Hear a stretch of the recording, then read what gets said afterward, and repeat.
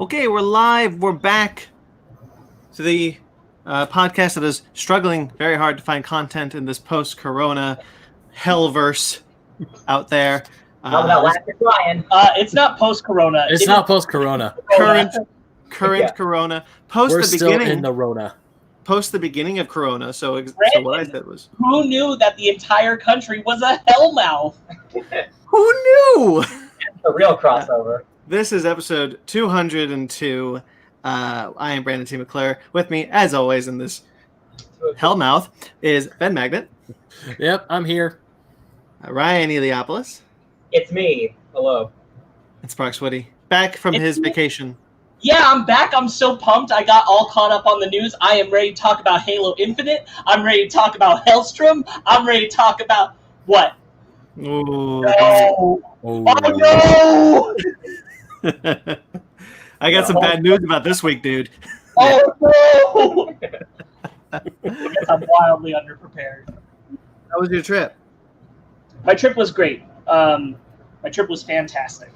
I very responsibly and safely traveled with two other couples that are very close friends of ours who are also responsible and safe. All of us had some amount of testing in the past couple weeks right before we went, and we're all clear. So we all knew, we all did our grocery grabbing before we went, because first off, there's no town near where we went.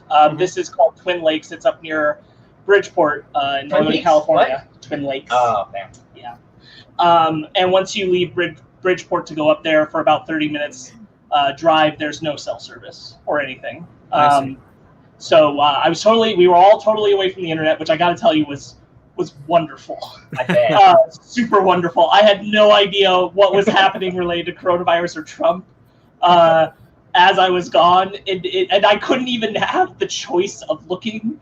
I've never spent that little time on my phone in years. It was so nice. We all need to do it. Yeah, I feel partially bad that I had such an opportunity when I feel like everyone deserves such an opportunity, especially people who have been working, like Mr. Ben Magnet, who has shaved his face. I just noticed. Good job, Ben. Thank you. Clean. What was it like getting my text when you got back of hey, I just binged 2 seasons of Adventure Time? I mean, it was funny because you did that 3 hours after I entered no cell reception. Right. That's when you texted me, and I'm like, oh, well, that didn't take long at all, because it showed up when I got back into cell reception. It's he did that Thursday, 3 hours after I was gone. We're just like a wall of no internet. There was 35 messages. I was honestly expecting more from the Fake Nerds thread. I was surprised with how few messages I actually had to go through to catch up with you guys. I listened to the episode on my drive back on Monday. Sure. You guys were great. Hey, thanks, man. Give it a like and a review. 5 stars. I already done it. I self-promote. Yeah, I thought you guys did a great job. It was really nice because it was such an easy way for me to get a quick catch up on Xbox and Comic-Con at home because I didn't see it. So that was really awesome. I watched all the Xbox game trailers when I came home. But it was really great. It was a cabin setup, so we're very far. They're private cabins. One of the people we traveled with, close family, their family owns a cabin there.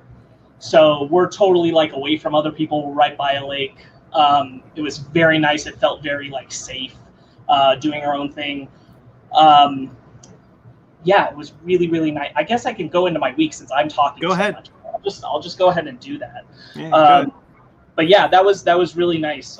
We only had one thing where we hiked. Hello from Japan. Oh, hello, hey, Titus. Hi there. Japan. We only had one time where we went on a 3-mile hike, 3 miles one way, 3 miles the other way. And when we got to the end, we just stopped at a campground to use the restroom. And exactly the kind of people you don't really want to see during this kind of time are the people who are at that campground. People with Trump flags on their RVs and things like that. Yeah, and not wearing masks and just wandering around. We're like, okay, we're going to be here for as little amount of time and as far away from people as possible. But other than that, that was our one instance of ooh, and then other than that, it was so great. Good. Super needed. So I've kind of got 2 weeks, sort of a week and a half really, to catch up on. While I was at the cabin, We watched 2 movies. I've seen both of them, but I'm going to make note of them because one was Cabin in the Woods. Nice. And that movie holds up so well. Such a joy to still watch. I was very happy to watch again. And we also watched Midsommar because it was by request of others that were there. That was my second time watching that, and that's because that was my first time doing another viewing of it. I did pick up on some more things, and just not surprising. So that's just well worth a second viewing, and probably a third or fourth viewing as well. Still super enjoy that. I watched some more Craig of the Creek. I'm slowly catching up on my cartoons, and that's one of them.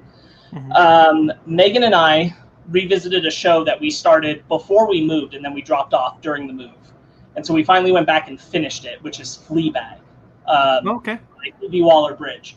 If you haven't watched it, it's really easy to watch the whole series. It is 2 seasons, 6 episodes each, 20 minutes long each episode. Wow. It's basically 2 long movies, and that's it. They're not making any more. That is it. By choice.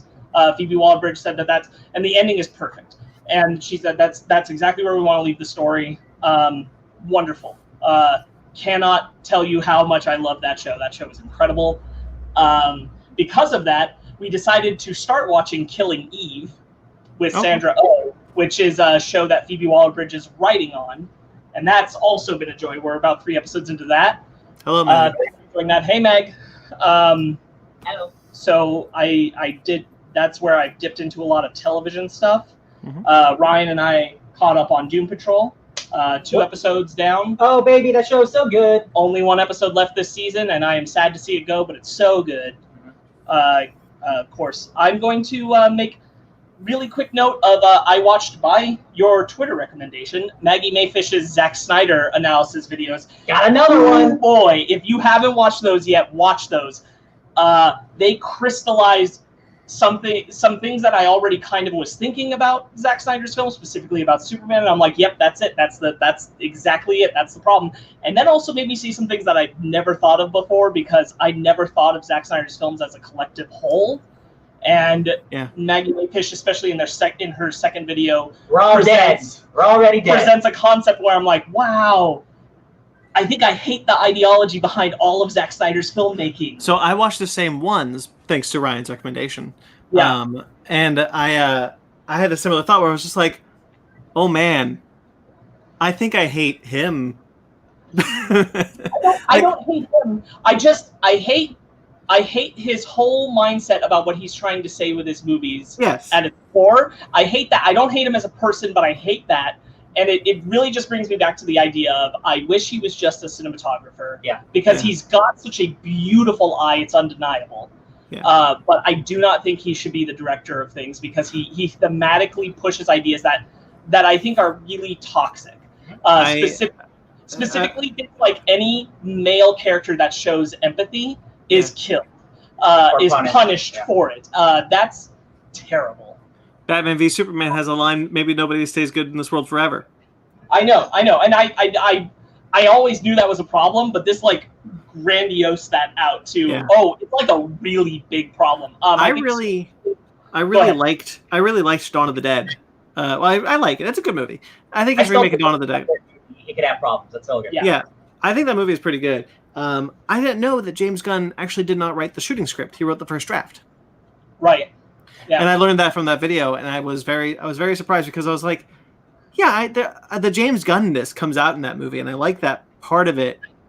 But there is something else in that movie that he added that wasn't in that original script, because she did the analysis about the scripts. That was very interesting.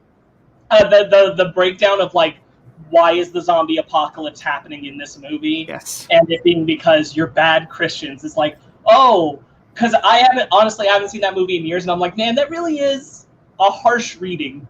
Yeah. And it doesn't come off very overtly. I think it's more a thing like you do look into it, but the fact that like that it's there at all. Like if you want to try to say something, like try to do something positive. Like, but he thinks this is positive, and that's the problem. Yeah. That's the problem. You punish people who will try to help people, and you make the jerk-offs go out in a blaze of glory, and they're the heroes. Right. Yeah. It's like Maggie Mayfish. I'm looking forward to more, because I think she does a wonderful job of explaining, like, this is why I think it's so frustrating to see people laud Zack Snyder as some film visionary revolutionary, and he really, really isn't. Anybody who does any amount of film analysis can tell you, but this is a really good example. Broad stroking why. It also crystallized for me that Guardians of Ga'Hoole is absolutely my favorite Zack Snyder film, because that one is the least problematic and best. And nobody remembers it because it's the least Zack Snyder. I remember it. Well, no, I love it. Zack Snyder fans don't remember it. No, for sure, for sure. That's fine, because I also saw that movie. I saw that movie in theaters. I freaking loved it. Me too. Yeah, because I liked his other movies. I just want to see you guys real quick. I got discovered by Megan Mythish. She made videos called Daddies in Film. So you guys should watch her 2-parters of Daddies in Film because it's very funny. Very funny. Her list of stuff is now on my docket because I'm like, that was wonderful Zack Snyder analysis. I needed it. I needed a reason to go, this is why I hate the Snyder cult. Yeah. Not Snyder fans, the cult. Yes. Which are two different things, and it's becoming clearer and clearer every day. I was real quickly. I kind of had this moment watching this, and I was like, you know what? Because I've been thinking. Spoiler alert for the podcast, whatever. I've been thinking for a long time about doing video essays, just some for our channel. And after watching this, I was like, I'll never make anything as smart as this. I'm just not that intelligent. I'll hop to it. This was not her first video. She's been making videos for years and years and years. Practice makes perfect. Go watch her first video. Hey, our first podcast wasn't that good. So like I'm just saying, but I mean, like, her analysis comes from a place that I just don't have that knowledge. I'm just not as intelligent as this person. That's all. That's what I'm saying. But the other thing is, like, if you're passionate enough about it, you can find the way to research in, and you'll find your angle because you don't have to have the same kind of analysis. I also will shout out real quick. I love her prologue to the Zack Snyder stuff, where she explains that this is not for the Snyder cultists as she's doing a makeup tutorial, and as she applies each level of makeup, she's explaining how film analysis works. And I thought that was brilliant. Yeah. Okay, so I plugged that hardcore. That really sums up a lot of my feelings about Zack Snyder stuff wonderfully, especially Watchmen. Woof. Okay. God.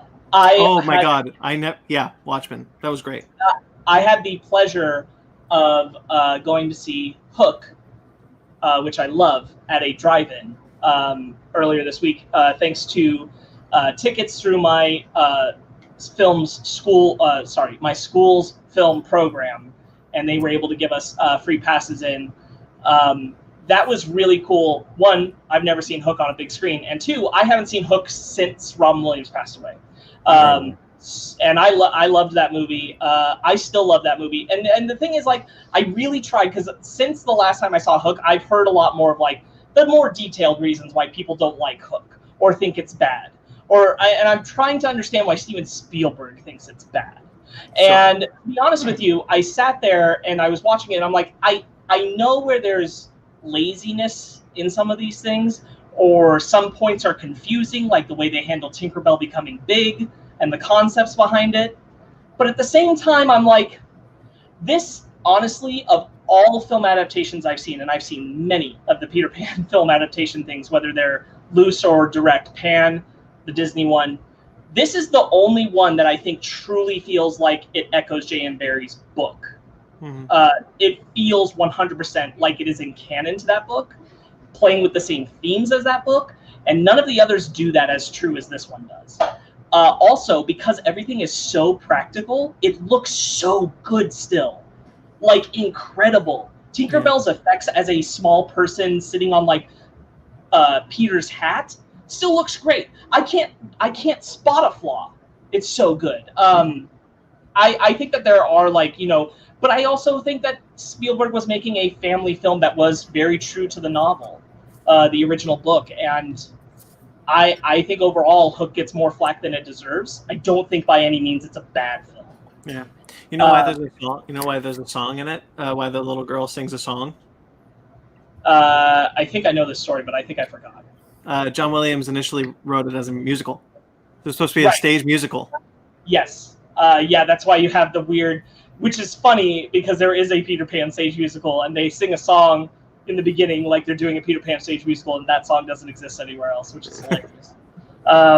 So that's my little hook plug. You guys will notice real quick, just behind Ryan, I finally put up my new computer. Ooh, shiny. It is going to be a long process. It's big! It is going to be a long process of getting that 100% like up and running as my main, mostly because of heat. Mhm. The old computer still gets overheated pretty quickly when I'm trying to transfer things out, but I'm on the way, which means video stuff is going to be so much faster, which is wonderful. We all played a lot of Dead by Daylight. That's nothing new. That's nothing new. We started Umbrella Academy, season 2. We're a few I'm episodes. an umbrella. Yeah, awesome. Really loving it. I'm sure we're going to talk about it somewhere else. I haven't had a chance to watch it yet because Zara wanted to watch it with me, but she hadn't seen season 1. So she's going through season 1 actually right now in the other room, and then we'll probably hopefully start next week. That's perfect. I'm sure we're going to talk about it somewhere else soon, so I'm going to save most of those thoughts. But we did start it. I watched the first episode of Muppets Now. I am sorely disappointed to tell you I don't really like it. Oh, it's too bad. Did anyone else check this out yet? I haven't had a chance to yet. So here's the thing. It's not that it's bad. It's exactly what I feared it would be, which is that it feels just like a episode version of combining sketches that they were doing on YouTube already. Like a variety show? No, more like if you Just did a compilation video of like the best of the Muppets YouTube videos. But that's what it feels like, is you're just kind of moving from. So the whole framing device is that you're watching it as Scooter's uploading it on the computer, which is already kind of weird because most people are going to be watching this through television. It's already a little weird that they format it as a computer upload thing.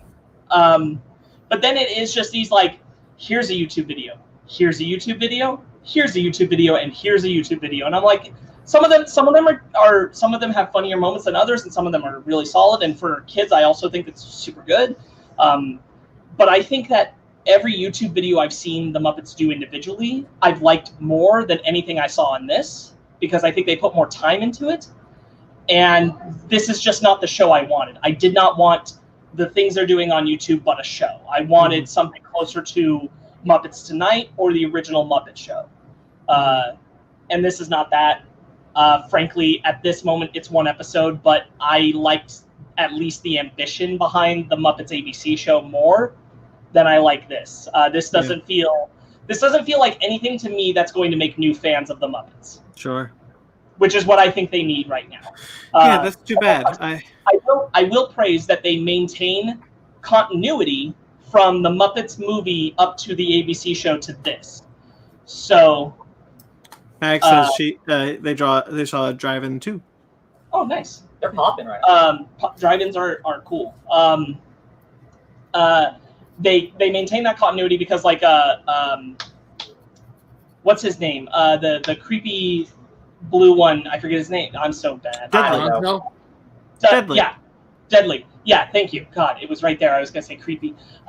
Deadly is still Piggy's assistant from the ABC show.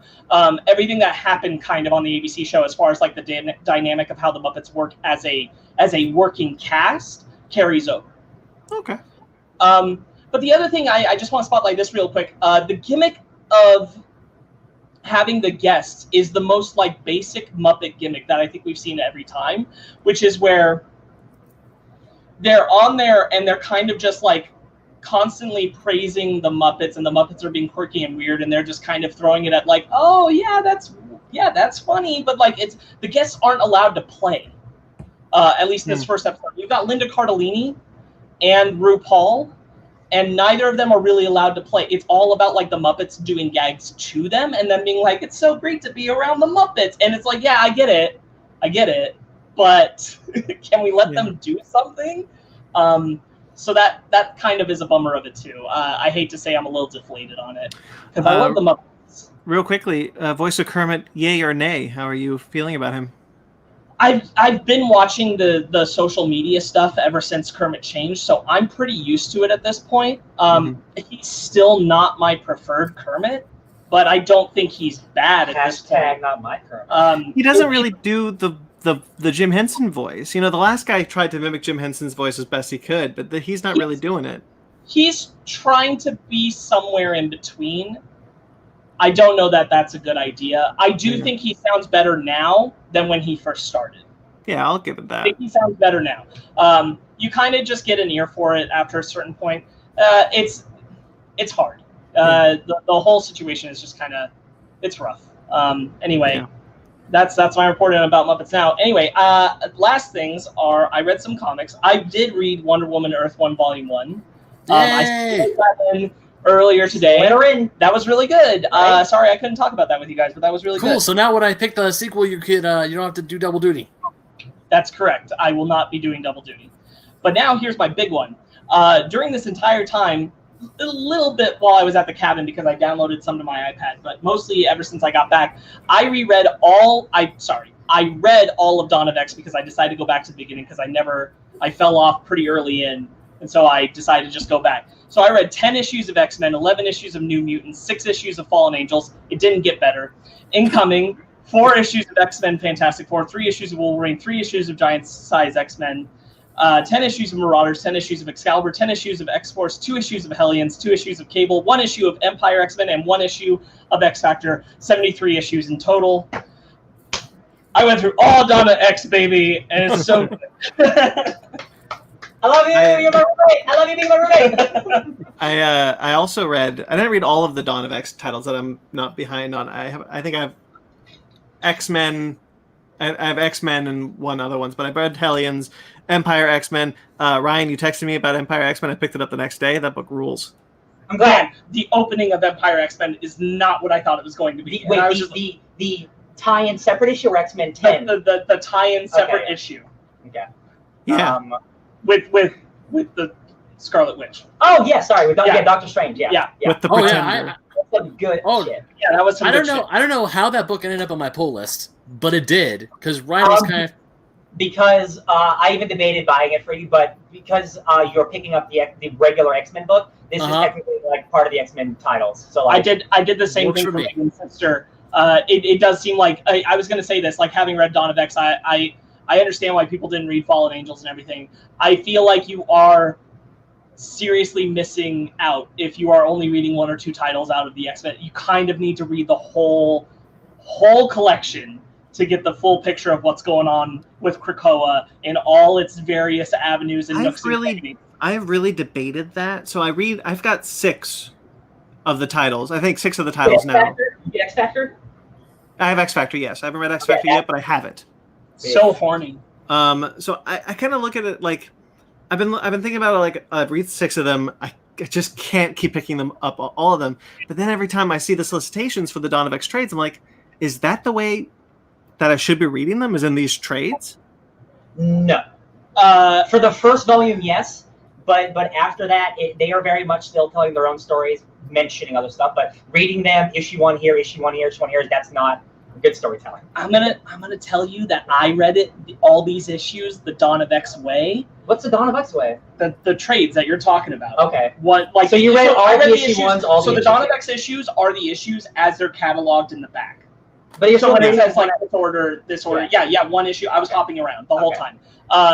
It works. Yeah. It works. Okay. It does work. It does make sense. It does feel fluid. It does. Here's the thing. Here's the linchpin that made me feel like, no, I think this actually does work really well. New Mutants. Yeah. Because New Mutants from issue to issue jumps around too. Yeah. Because it jumps between those 2 different factions of the team. That really cements to me like what it helps you to see is like these things are happening at the same time, concurrently. Mm-hmm. And I can see the value in reading like the full 6 issues of a trade of Marauders and all that. But the other thing is that even where the trades break at the 6 issues, I don't think that they cleanly end and mark necessarily. They're still going on. Mm-hmm. So it still feels like, just be in the mess, be in all of the Krakoa thing. Yeah. I think that it helped that I was reading it all within a week. Mm-hmm. I do think that helps. But personally, I didn't get lost. I actually felt helped because someone would show up from a different comic. I'd be like, oh, I just saw you. I know why you're showing up here because you were just doing this. I understand why Fallen Angels. I understand why Sinister's so into Psylocke and all this shit because I read the rest of Fallen Angels. I wished so badly that book had gotten better. Yeah. I think wish I could tell you it got that canceled book earlier. got better. I'm glad it's only 6 issues. Yeah. I so wanted it to get better because I'm like, I'm interested Hellions, in the concept of Psylocke. Hellions is the book that book should have been. There is one part, I agree with you. However, there is one part of Fallen Angels, I believe it's the beginning of issue 5, where Psylocke has an imaginary encounter with Betsy. Mm-hmm. And it's basically her acknowledging, I can't hate you, but I cannot forgive you right now. Mm-hmm. I can't be near you, I can't be this kind of thing. And she's kind of like acknowledging that there's some kinship there, but she cannot address it. Because And remember, she's like, friends, but she is acknowledging that she needs to drop her hate. Yeah, this is remember, friends, Psylocke is not Betsy anymore. Psylocke is Quanon. Betsy Braddock is Captain Britain. You gotta remember that because Psylocke's not Psylocke anymore. Exactly. And so that's why I wanted Fallen Angels to be so much better because that one moment I was like, this is what I want this whole book to be about, and it's not. Yeah. But I wish it was. Yeah. So what I was basically just like, I keep debating after I read each issue, or I'm just like, should I just drop all these and just start picking the trades? And I just wonder about that financially, but I'm already so deep in them. I'm like, I'll just try hard not to pick up Wolverine or any of the others. So I'm picking up. So good. Wolverine is so good. This is the thing, Brandon. Like, I'm being 100% honest with you. Outside of Fallen Angels, they're all quality. There are no bad books. I understand that, but you got to realize my pull list is now 3 pages, thanks to the X-Men. Here's the thing: you're telling me that all 3 pages of those books, you love all of those books. There's not books you put at the bottom of the pile and you don't read them weeks later. Not anymore. Okay, that's crazy. Thanks to the X-Men, the X-Men have now pulled in half my like monthly books. There's only 10 books. Yeah. So now because I love all those and I love all the ones I'm reading, like there's not a bad book in my bunch right now. Yeah. I mean, like, the honest truth is, whether you start picking them up as the single issues, trades, whatever, you're gonna eventually want to read this whole picture. You're gonna want it. It's very informative. They are fleshing out all the characters so well, and I have never felt like any of the main 2 companies, DC or Marvel, has done something where it feels so much like the writers are talking to each other, that they are aware of what each other is doing, that they are working collaboratively to tell a greater story while working with their individual characters, that they're willing to share their ideas with each other so much. It's so very clear. It feels like its own collective little universe. I got a question. It's impressive. Brandon, what are you gonna do for House? What are you gonna do for Ten of Swords? Because every book's included. I've already committed to buying all the Ten of Swords books. All right, cool. There's trades, baby. It's already on my pull list. Did you read Incoming? You did. Yeah. Incoming, if you haven't read it, is worth going back and reading. From last year. It's part of the lead up to Empire, but there's also some really good X-Men specific stuff in there. Mm-hmm. Anyway, I did a lot of that. I did a lot of reading. I'm glad. It makes me so happy. Next on my list, catching up on Nick Spencer, Spider-Man. Go, because I'm right next to him. Okay, I'll go. I didn't do a whole lot. I played a little bit of Destroy All Humans. I just want to point that out. I just got the PS4 remake of Destroy All Humans. Just as fun as I remember. Good. Even more fun than you remember? No, about as fun as I remember. All right. Yeah. The problems of that original game persist in this remake. You know, it's a pretty faithful remake, for better or worse. I think, you know, the fact that they did it so faithfully is a good thing, personally. But you know, there's still loading screens that I'm not used to anymore. There's a lot of it's pretty dated still. Not necessarily the story, but the gameplay, how the game works. Yeah. It's pretty dated now. It's not a top to bottom remake. Yeah, it is a super good looking remaster, basically. Yeah. No, it is a remake, I think. It is a top to bottom remake, but done incredibly faithfully. Yeah. Just not doing anything different. Yeah. Right. And that's not a bad thing. It's a lot of fun. You know, you pop it on, you kill some people in 1950s America. Hey. It's budget price, right? Yeah. Okay, good. Then we're good. So I'm like, I don't know, maybe like an hour into that. We'll see how far I go. Oh, by the way, wearing a downright nerdy shirt. That's how you do this. Downright nerdy. Repping you guys. I caught up completely on Blockbuster Podcast. There's 7 episodes out, not including the bonus episodes, which are also really good. The bonus episodes, real quickly, have consisted of interviews with people who knew James Cameron as children and are still currently friends with James Cameron. Roger Corman, his James Cameron's first film employer, and then an archived thing of when the Titanic was discovered. And I found that to be very fascinating to see like all the news pulled from when the Titanic was discovered, and kind of the idea of like, well, what do we do with all the money that's down there? Who owns that? Oh, interesting. Yeah. And I did not know about that. Apparently, like the scientist who discovered the Titanic was like, he's going to commission petition the UN to make it a memorial site. It belongs in a museum. Yeah, essentially, he's like, leave it down there and make it a memorial so nobody can like expunge it down there, right. Like scuba dive and be like a tourist resort. Yeah, and like all the people, like the company who built the Titanic was like, we don't own it anymore. When it sank, we wrote it off as a loss, and we don't own it anymore. Yeah, so that like essentially what they're trying to be like, think it's just good there. Like the news, all the news articles are like, all the news broadcasts are like, will you try to raise the Titanic? It's like, that doesn't make any sense. We're not going to do that. First of all, that ship is on the way on the bottom floor of the North Atlantic Ocean. You can't raise that sucker up. They've done it before. We definitely can. We can? Oh, yeah. For sure. It was a big deal. It was a big deal to try to figure out, like, do we raise it or do we keep it down there as a memorial? And then right now it is a memorial. That's what it is right now. Okay. But anyway, back to the actual narrative of the podcast. I think that show is incredible. And I think that everybody should be listening to it. This season has a lot of sponsorships, which is kind of great. The fact that they've been able to kind of get better, kind of get more notoriety. They call it like what the first biopod instead of biopic. Ross Marquand, Red Skull, as James Cameron is great. As Jim Cameron, he's pitch perfect. He sounds just like him. I think that show is so wonderful and kind of getting a lot of insight into James Cameron. It doesn't really pull a lot of punches. Jim Cameron's an asshole. He can be an asshole, and they don't shy away from that. Is Catherine Bigelow in there to give any shit how bad James Cameron is? In the last episode, we were just introduced to Catherine Bigelow. Yeah. Catherine Bigelow is his ex-wife, also the director of like Near Dark and Hurt Locker, and won an Oscar before he did or something, and everyone laughs at him for it. Don't watch Ghostbusters. Okay, so fun fact, real quickly, there is a movie called Titanic 2 where the Titanic does get raised from the ocean floor due to ghosts and powers the eastern seaboard. I think it's like an asylum movie, maybe.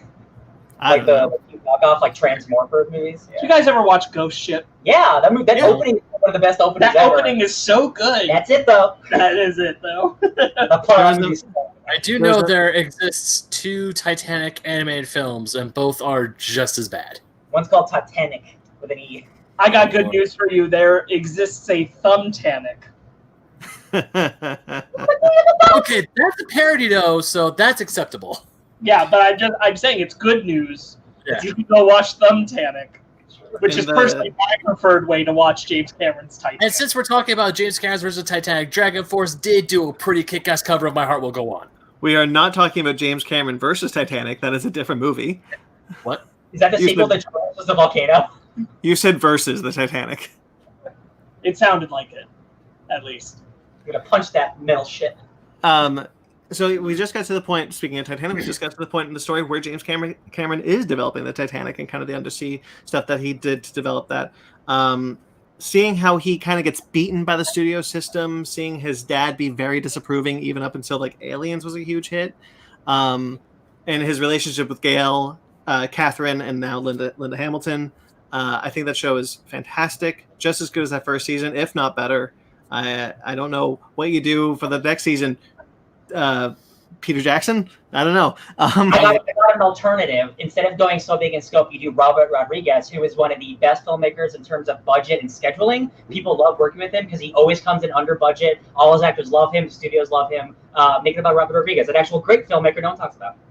Well, that because I was thinking the same. Really? I was just looking at like who would fit like a blockbuster filmmaker, and Robert Rodriguez. Spy Kids. Spy Kids is pretty good. Except for 4. Except for 4. 4 can go rot in a ditch. I didn't see it. I think I was too grown, maybe. I definitely was. Yeah, so I think that podcast is great. I have linked it below. I like it so much. If you guys are watching this, listening to this, if you have not seen it, if you have not listened to it, link in the description. Please check it out. Okay. Random question: was it Spy Kids 1 or 2 where Steve Buscemi says, "Do you think God stays in heaven because he it was 2?" Okay. Didn't even need to finish the question. Didn't even need to finish the quote. Everyone was like, Spy Kids 2. Steve Buscemi is in 2 Spy Kids movies. It's 2 and 3. So. Okay. He's only in the end of 3. He's in the end of it. Everybody cameos in the end of 3 because they do like them on a green screen, just like hopping in and being like, "I'll also fight!" Ha ha! Not even Elisa getting look. Not James Cameron. Robert Rodriguez though. Robert Rodriguez. Yeah. See. All right. We like Alita, right? Yeah, we like Alita. Did you like this? I really liked Alita, except for the game is on. The game is on. I think it is. I think it is fine. I also caught up on. I talked about it last week, but I caught up completely on the 5 episodes of Primal. Genndy Tartakovsky's Primal. There is a 6th episode that Adult Swim released for April Fools. Can't find that legally online, so I have not seen that yet. But HBO Max does have the first 5 episodes, which is season 1. That show is excellent. I mean, hell yeah! That animation is beautiful. It's so masterfully done. I love it. And the last episode ended on such a tearjerker. I'm like, shit. I am going to quick tangent off that because somebody reminded me of something I'd forgotten about for a very long time. A friend posted that they just found this DVD in their collection. And they gave it a watch and they posted pictures and the screen caps and everything. And I'm like, man, I forgot what this movie looked like. And it's Hercules and Xena, the Battle for Mount Olympus. And I forgot how much that animation looks like Tartakovsky's. Yeah. It looks so much like Tartakovsky's. What the hell?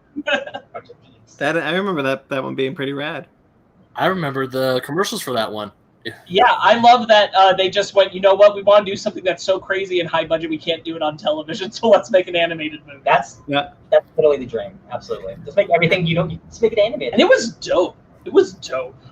And then my last thing I'll talk about is I besides reading some comics, I read, the Dawn of X titles. I think that's it. Doesn't matter. I organized my DVDs and my comics, but I also watched Andy Samberg's new film Palm Springs. Yeah, I want to do that.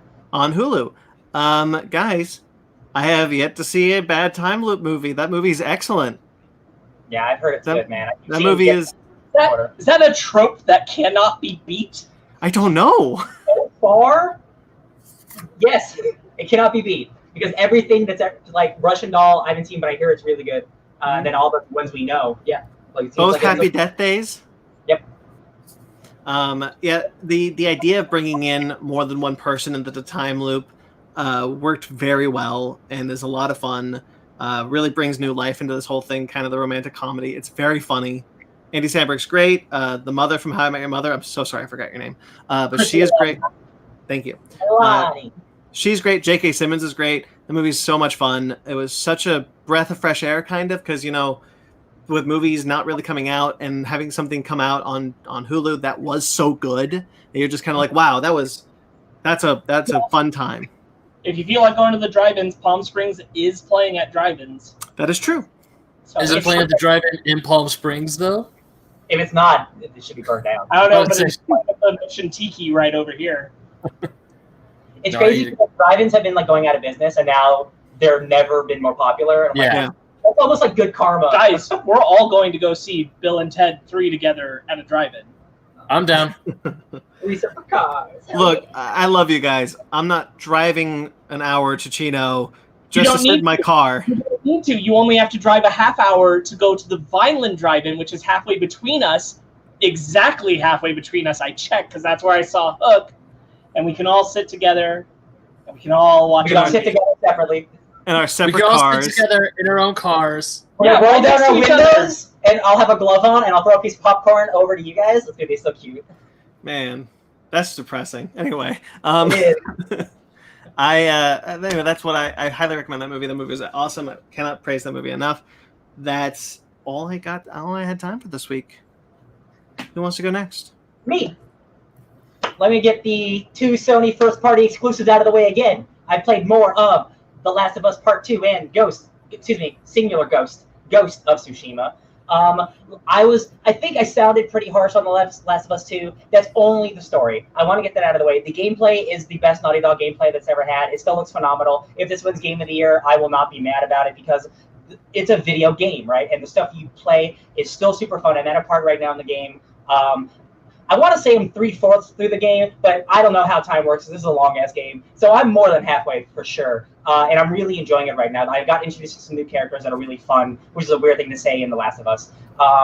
So I'm back on the enjoyment until something really sad happens again, probably. So Ghost of Tsushima, I was maybe a little harsh on that one too, because I only played like an hour and a half to 2 hours of it. Now that I played a lot more of it and it's opened up, it is still a little bit samey, but that game is beautiful, and some of the exploration stuff is very unique. It reminds me a lot of what's the Jedi game that we played? Fallen Order. Fallen Order. It has the exact same problem for me as Fallen Order, where it's trying to be 2 different games in one game.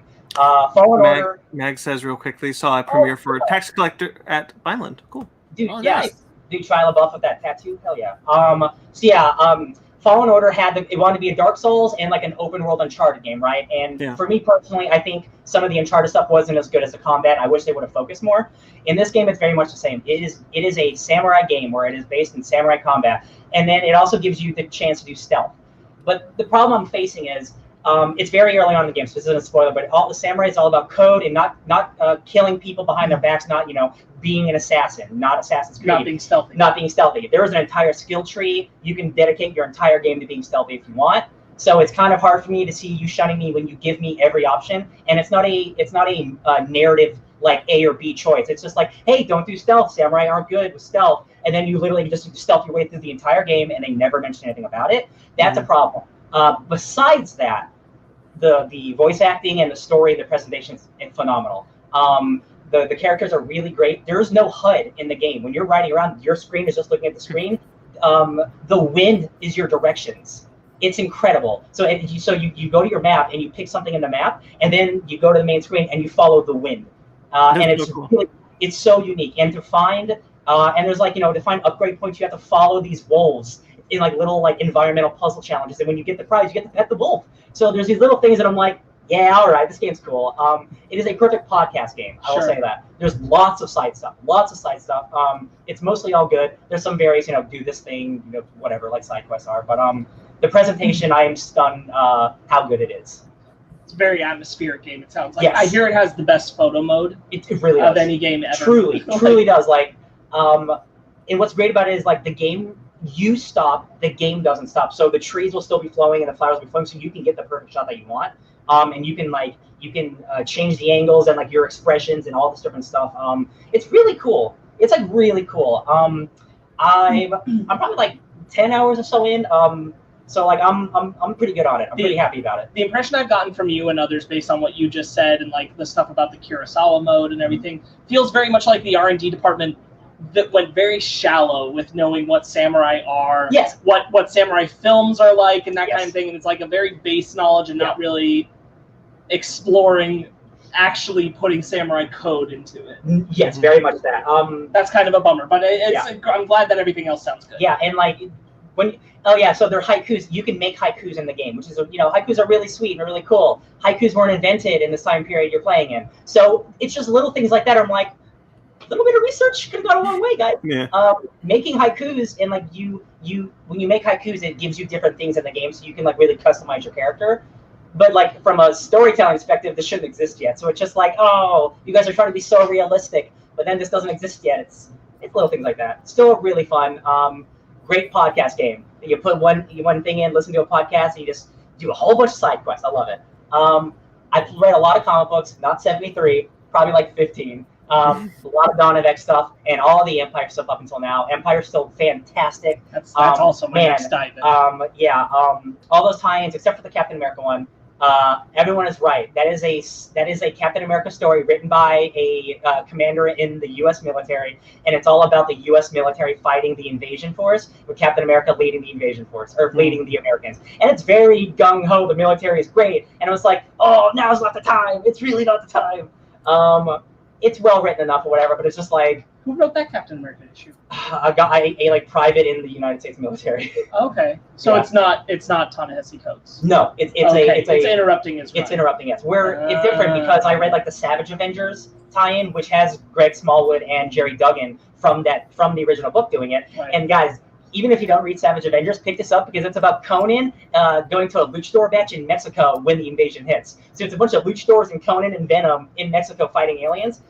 The tie-ins are awesome. All these tie-ins are so great. Like, this is a perfect, awesome event book that I've been like kind of looking for. And I'm kind of done with events, but man, if it's all good, it's all good, baby. I think that's about it. I did all that stuff with him. So there you go. Read X-Men, guys. It's great. Ben? My week, good news is I finally got my results back. I'm negative after a long-ass wait. From one test. From one test. But not from the most recent test. Exactly. I gotta tell you, we were really worried about those STDs that you got. Oh, man. All you said was you were negative from a test. I'm just gonna... If audience, his eyes are like rolling in the back of his head right now. Yeah, pretty much. No, it's from the coronavirus. Apparently, I don't have it anymore. Either I never had it, or I had it one time. Have it then. I don't know. Who freaking knows?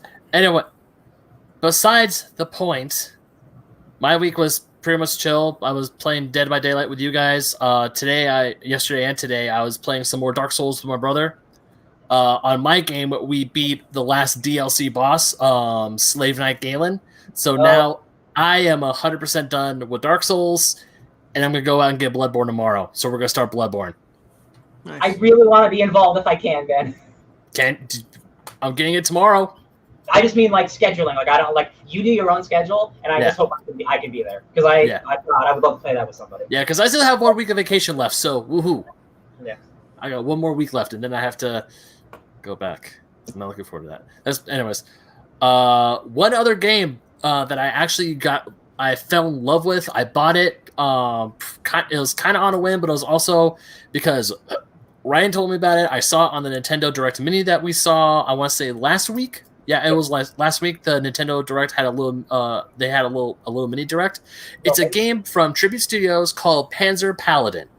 Now, if you like things like Castlevania, Metroid, like some exploration style games with also the boss fights from Mega Man, and you also like giant ass robots, this game is I have to say this game is for you because Panzer Paladin. Oh, nice! That's awesome. Yeah, Mag says I met Shia and George Lopez at the premiere. Good job. Nice. Rad.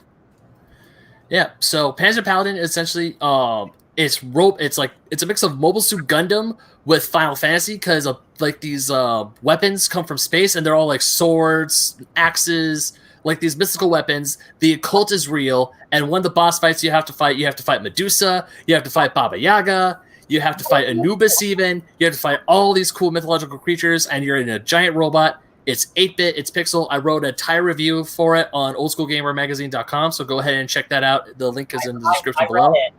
Oh, thank you. I'm going to buy that game too. It looks rad. Yeah, it's rad. I was sold on the concept alone because it's a giant robot game, and it's an action platformer in the style of Mega Man with a dash of Metroidvania thrown in. And also, it ticks all the boxes for me. I love giant robots. I love Mobile Suit Gundam, and there's not a single gun in this game. And one of the best parts about this game is that you can make your own 8-bit weapons, and and halfway through the game, one of the bosses, who luckily is super easy to beat, will show up halfway through a stage. If you're like say you got a game over and you're redoing the whole stage again, or you're like, man, this stage is pissing me off. I'm gonna go do a different one and relax, and then go back and beat that part that I couldn't beat, which happened to me quite a few times. The Horseman, who is one of the bosses, will show up. You beat him in the middle of the stage, and he will drop a weapon that someone else created for you.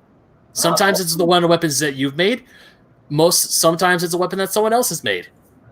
And it's really freaking cool because I have gotten some insane weapons. I've made a Buster Sword myself from Final Fantasy VII. Someone else made a Buster Sword as well.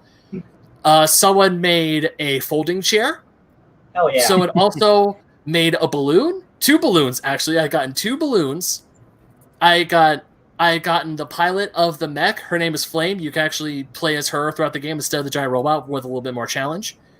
And someone made hers like, hey, you could beat people with her on a stick. But my personal favorite random weapon that I got was a fish. Yes. Someone made a giant fish, and I was just like, monsters beware, I will beat you to death with my trout. Do you guys remember Mech Assault? I do. I have no idea what that is. Mech Assault 2, Lone Wolf had a great Xbox Live multiplayer mode where you had to fight against a different team for control of this fake board. And I was just like, that's what's happening. Nice. Man, that's man. It's an action platformer. It's an 8-bit game. Music's great. The art is gorgeous. The game itself is gorgeous. And I almost beat it. And I can't wait to go back and play it some more. I'm definitely going to go back to the remix modes. I'm probably going to try 100% this one. This game is actually legit really fun. Nice. And it's challenging. It's challenging in a way that you don't hate yourself for missing a jump. Because there were times where I was trying to get this one jump just right, and I miss it. I'm like, frack. And then when you finally beat it, and then you beat the boss at the end of the stage, a la Mega Man style, it just feels good. It's like, yeah, I did that. Is the structure like Mega Man where you're picking like different? Yeah, it is. It's like Mega Man where you get to pick the stage where you go, but it's unlike Mega Man that you don't have to beat this one boss to help you with another boss. Yeah, good. And the cool thing is, like, say you beat a boss and you get their weapon, but you want to go back to that stage. You do fight the boss at the end. It's not like Mega Man where that boss is gone forever. Because one of the mechanics in this game is that whatever weapons you have, you can break those weapons and cast a magic spell, like attack up, defense up. You can heal yourself, cast thunderbolts, whatever. But also the boss's weapons, they will break. So if you have like this one boss that it's really easy for you to beat, like Medusa, for example. Medusa has like a Gorgon sword, and her spell is like full heal or something. So it's like, man, I really like this Gorgon sword. If you want more of it, you just have to keep going through the grease level and just keep beating her, and they stack. Okay. I get you. That's cool. Okay. Mm-hmm. I'm probably gonna play that game sometime soon. I mean, if you want to know more, go ahead and read my article about Panzer Paladin. Panzer Paladin is really, really good. I highly recommend it. I love that stuff. I really hope there's a sequel to it. I really, really want there to be a sequel to this game because it also is $20 on Nintendo eShop right now. It's cheap. Nice. Definitely worth. But I'll check out your review. Oh, speaking of reading, I read this thing called a book. It's not something I do very often, guys. But there is an HBO show called Lovecraft. Me too. Yes, also that. The second I see a trailer is when I start that book, because I don't think that movie's coming out this year. Anyway, Lovecraft Country is the book that he bought like literally a day before I was going to buy the book at my local Barnes & Noble. So I'm about like 50 pages in. We're refusing, right? Refusing? Oh, I was just pointing. I was going to read some more last night, but like literally the second I opened the book, I fell asleep. So I'm only like 50 pages in.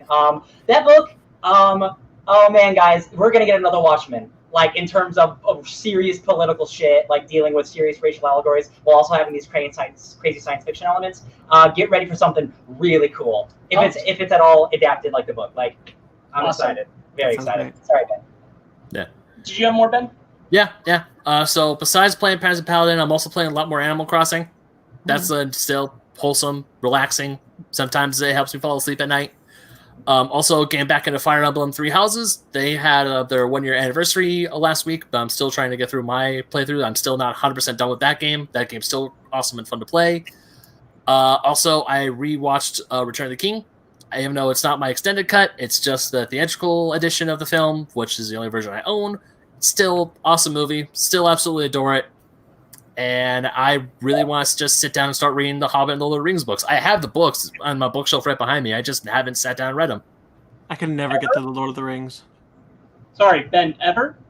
No, I tried. I finished I read the Hobbit when I was younger, but the Hobbit was at a really high read level for me, so I can't really understand it. And I tried reading Fellowship of the Ring like when the movies were starting to come out and it was really popular.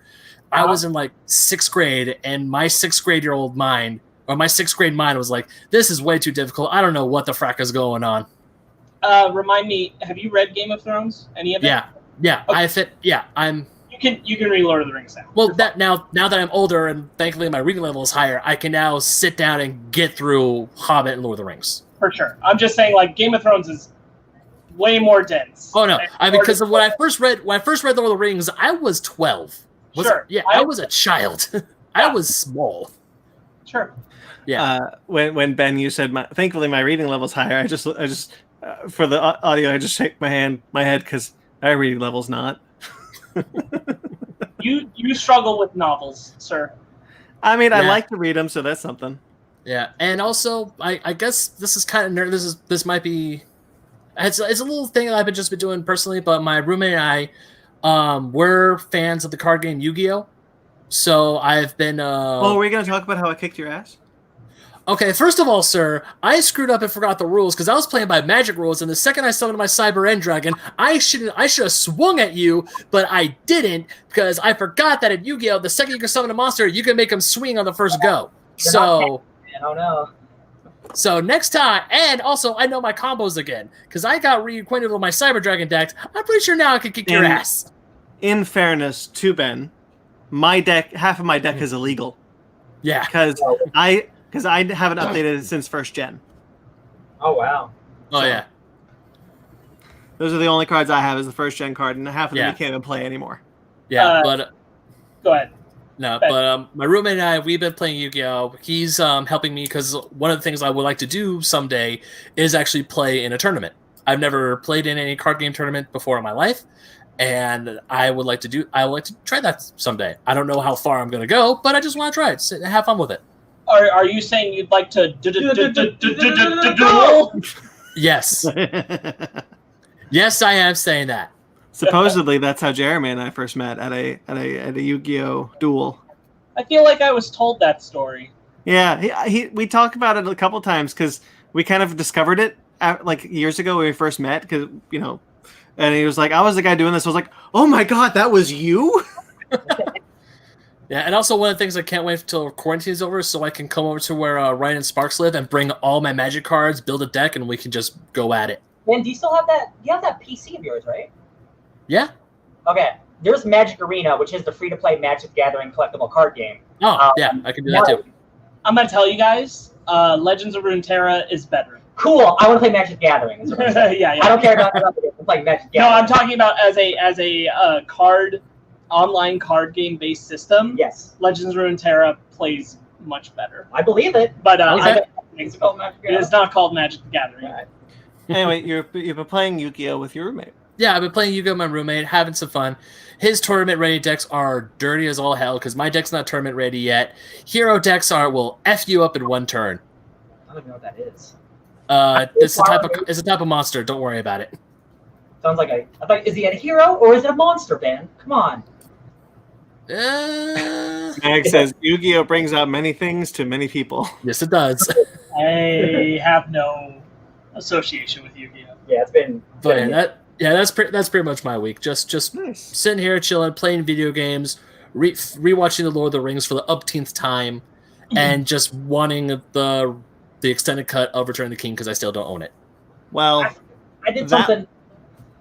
Go ahead. I always forget every week. Murder Falcon?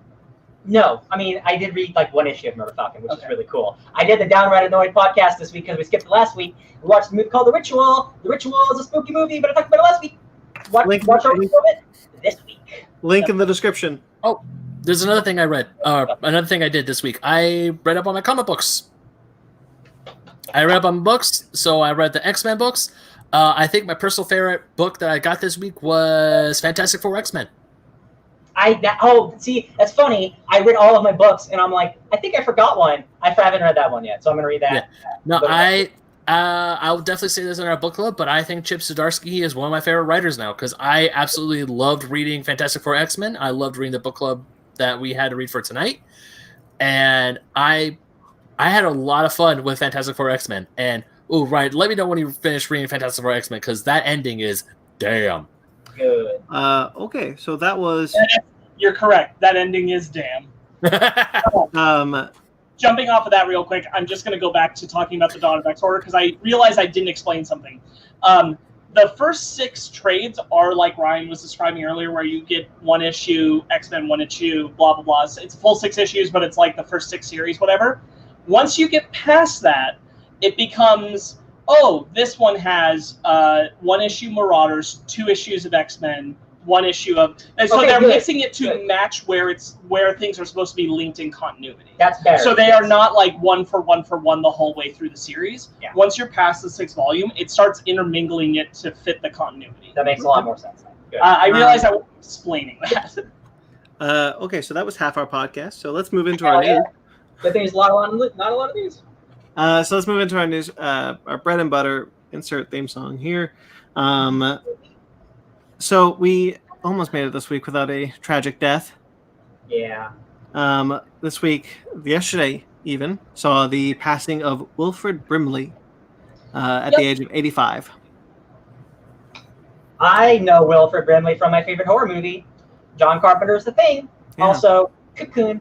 That's the thing a lot of people forget that he did. Yep. He was also in an Ewoks movie. Oh, Star Wars' own. Gotta get paid, I guess. I did not know that. I only knew the man from the diabetes commercial, unfortunately. Yeah. That's where I think a lot of our audience will recognize him from. It's a popular meme. Yeah. There's no getting around it. But also, he's the face of Quaker Oats. Yeah, I mean, I read. Besides all that, the dude. Yeah, besides all that, like the dude was a well-respected actor. He had 2 successful TV shows on the air, and many successful films such as The Thing and Cocoon. And in Cocoon, he's playing like an elderly man because he started acting when he was like 50.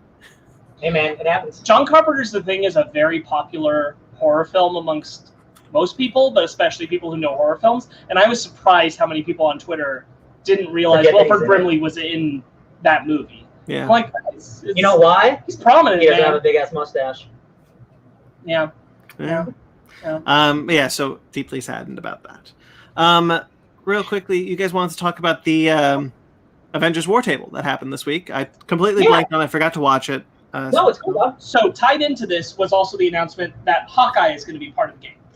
A dope-looking Hawkeye, straight actually. out of Matt Fraction's run. Well, okay, that's the alternate costume. He's not bald in that run. The Right. very first video we see is his ultimate look. Right. Which is, again, is cool, but there's going to be multiple costumes from all these different variations. And there was kind of a hint and tease that there's going to be many more heroes added. 100%. Both before release and later. Yes. So they released another War Table thing. They announced that the beta is starting in 5 days.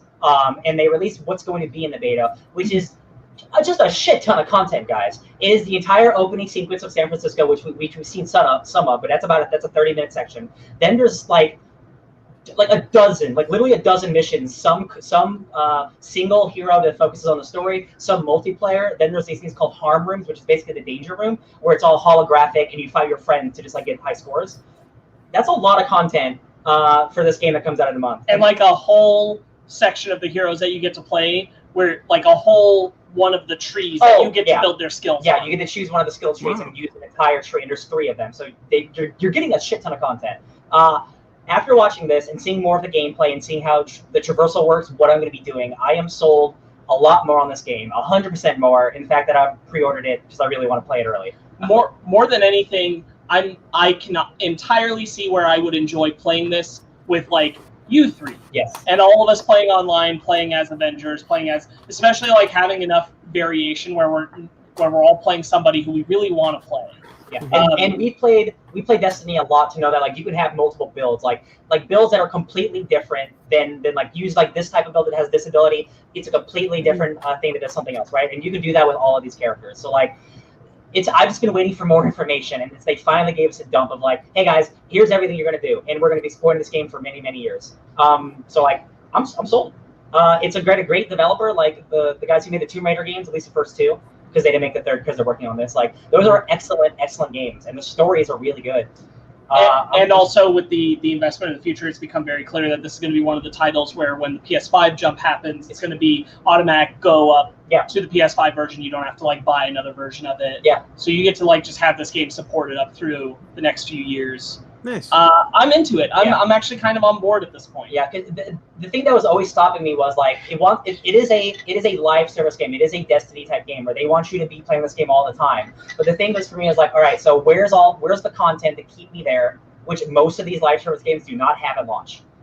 There was a Destiny beta, and that beta was bad, and that was a bad indication of what the game was going to be because you played the first third of the campaign in the beta. Then when you get the game, you only play for 3 more hours, and the campaign's done. So that's what I do not fear with this because they're letting us play so much content. There's no way they're giving us the whole story. There's no way. So I'm just very excited. They seem to believe in it, and which is why they're giving us this breadth of content, which makes me believe in it more than I ever have before. Well, especially because it's giving you access to like a lot of mission space, but not a lot of campaign space. So there's still a lot of story to flesh out that you're not going to see. They're giving you every type of gameplay, like it's again besides the main story stuff, all the types of gameplay you're going to be doing solo and with your friends. So you know, hey, maybe this game isn't for you. But for me, now that I know what there is, I'm going to be playing Iron Man so much. Oh my god, it looks so fun. And this is something I was talking to a friend of the podcast, Michael, about while I was away at the cabin, actually. And we were talking not specifically about this game, but just about games where, like, really, end of the day, as long as you can have fun playing in an RPG setting, as long as the gameplay feels good to do, it doesn't really matter how lackluster some of the other features are. If you enjoy playing it, especially if you enjoy playing it with other people, that's it. That's really all you need. And if Avengers gameplay is good enough, none of the other stuff is going to be enough to harm it. Look at, like, I love Dead by Daylight. Kind of a simple game, right? How often are we playing that game? Because the core of the game is so good. If like this sold me more. I'm like, all right, I trust these guys. They know what they're doing. I could still be wrong, but you never know. 30 minutes of this, I was like, all right, you guys seem to know what you're doing. Let's hope I'm right. Yeah, cool. Okay, moving on. We have a Universal update, a Universal AMC update. They finally have come to a deal. If you remember, AMC was like, we're not going to play Universal Studios movies ever. Oh, okay, yeah. Universal Studios and AMC had finally kind of come to terms and talked it out. AMC has agreed to shorten the theatrical window to 17 days, which is more than half of the current one, which is at 90 days. After that, Universal can choose to keep the films in longer, or they can drop it on VOD. Not DVD, VOD. And DVD would come later. Right. And Cineworld hates that. They own Regal. They were the other ones who were like, we're not playing Universal movies. And they're like, no, screw you, AMC, you sellouts. So that's what's going on now. I think there's a lot of just panic about this becoming a permanent situation. Mm-hmm. And I think Universal's very much like, guys, we're just trying to get through right now. Mm-hmm. Yeah. We're just trying to get through this moment. I understand theater chain fears because we discussed this back when AMC first did this whole thing. But I do think that like this is already indication of like who the fuck is going to the theaters right now anyway, or anytime soon. Not that many people. So like Regal doesn't need to be freaking out. It's like this is purely for the moment that we're in the coronavirus when theaters are actually open, just to turn profits. Like it doesn't matter. Speaking of that though, Tenet, Tenet was pulled off its release date. Now it has a new release date for international. I have to tell you, I cracked up hardcore at you being Christopher Nolan saying, "No more movies, no more movies." Yeah. This is gonna make Americans so mad. Christopher Nolan has agreed that Tenet will release internationally only on August 26th. Because the international theaters are open.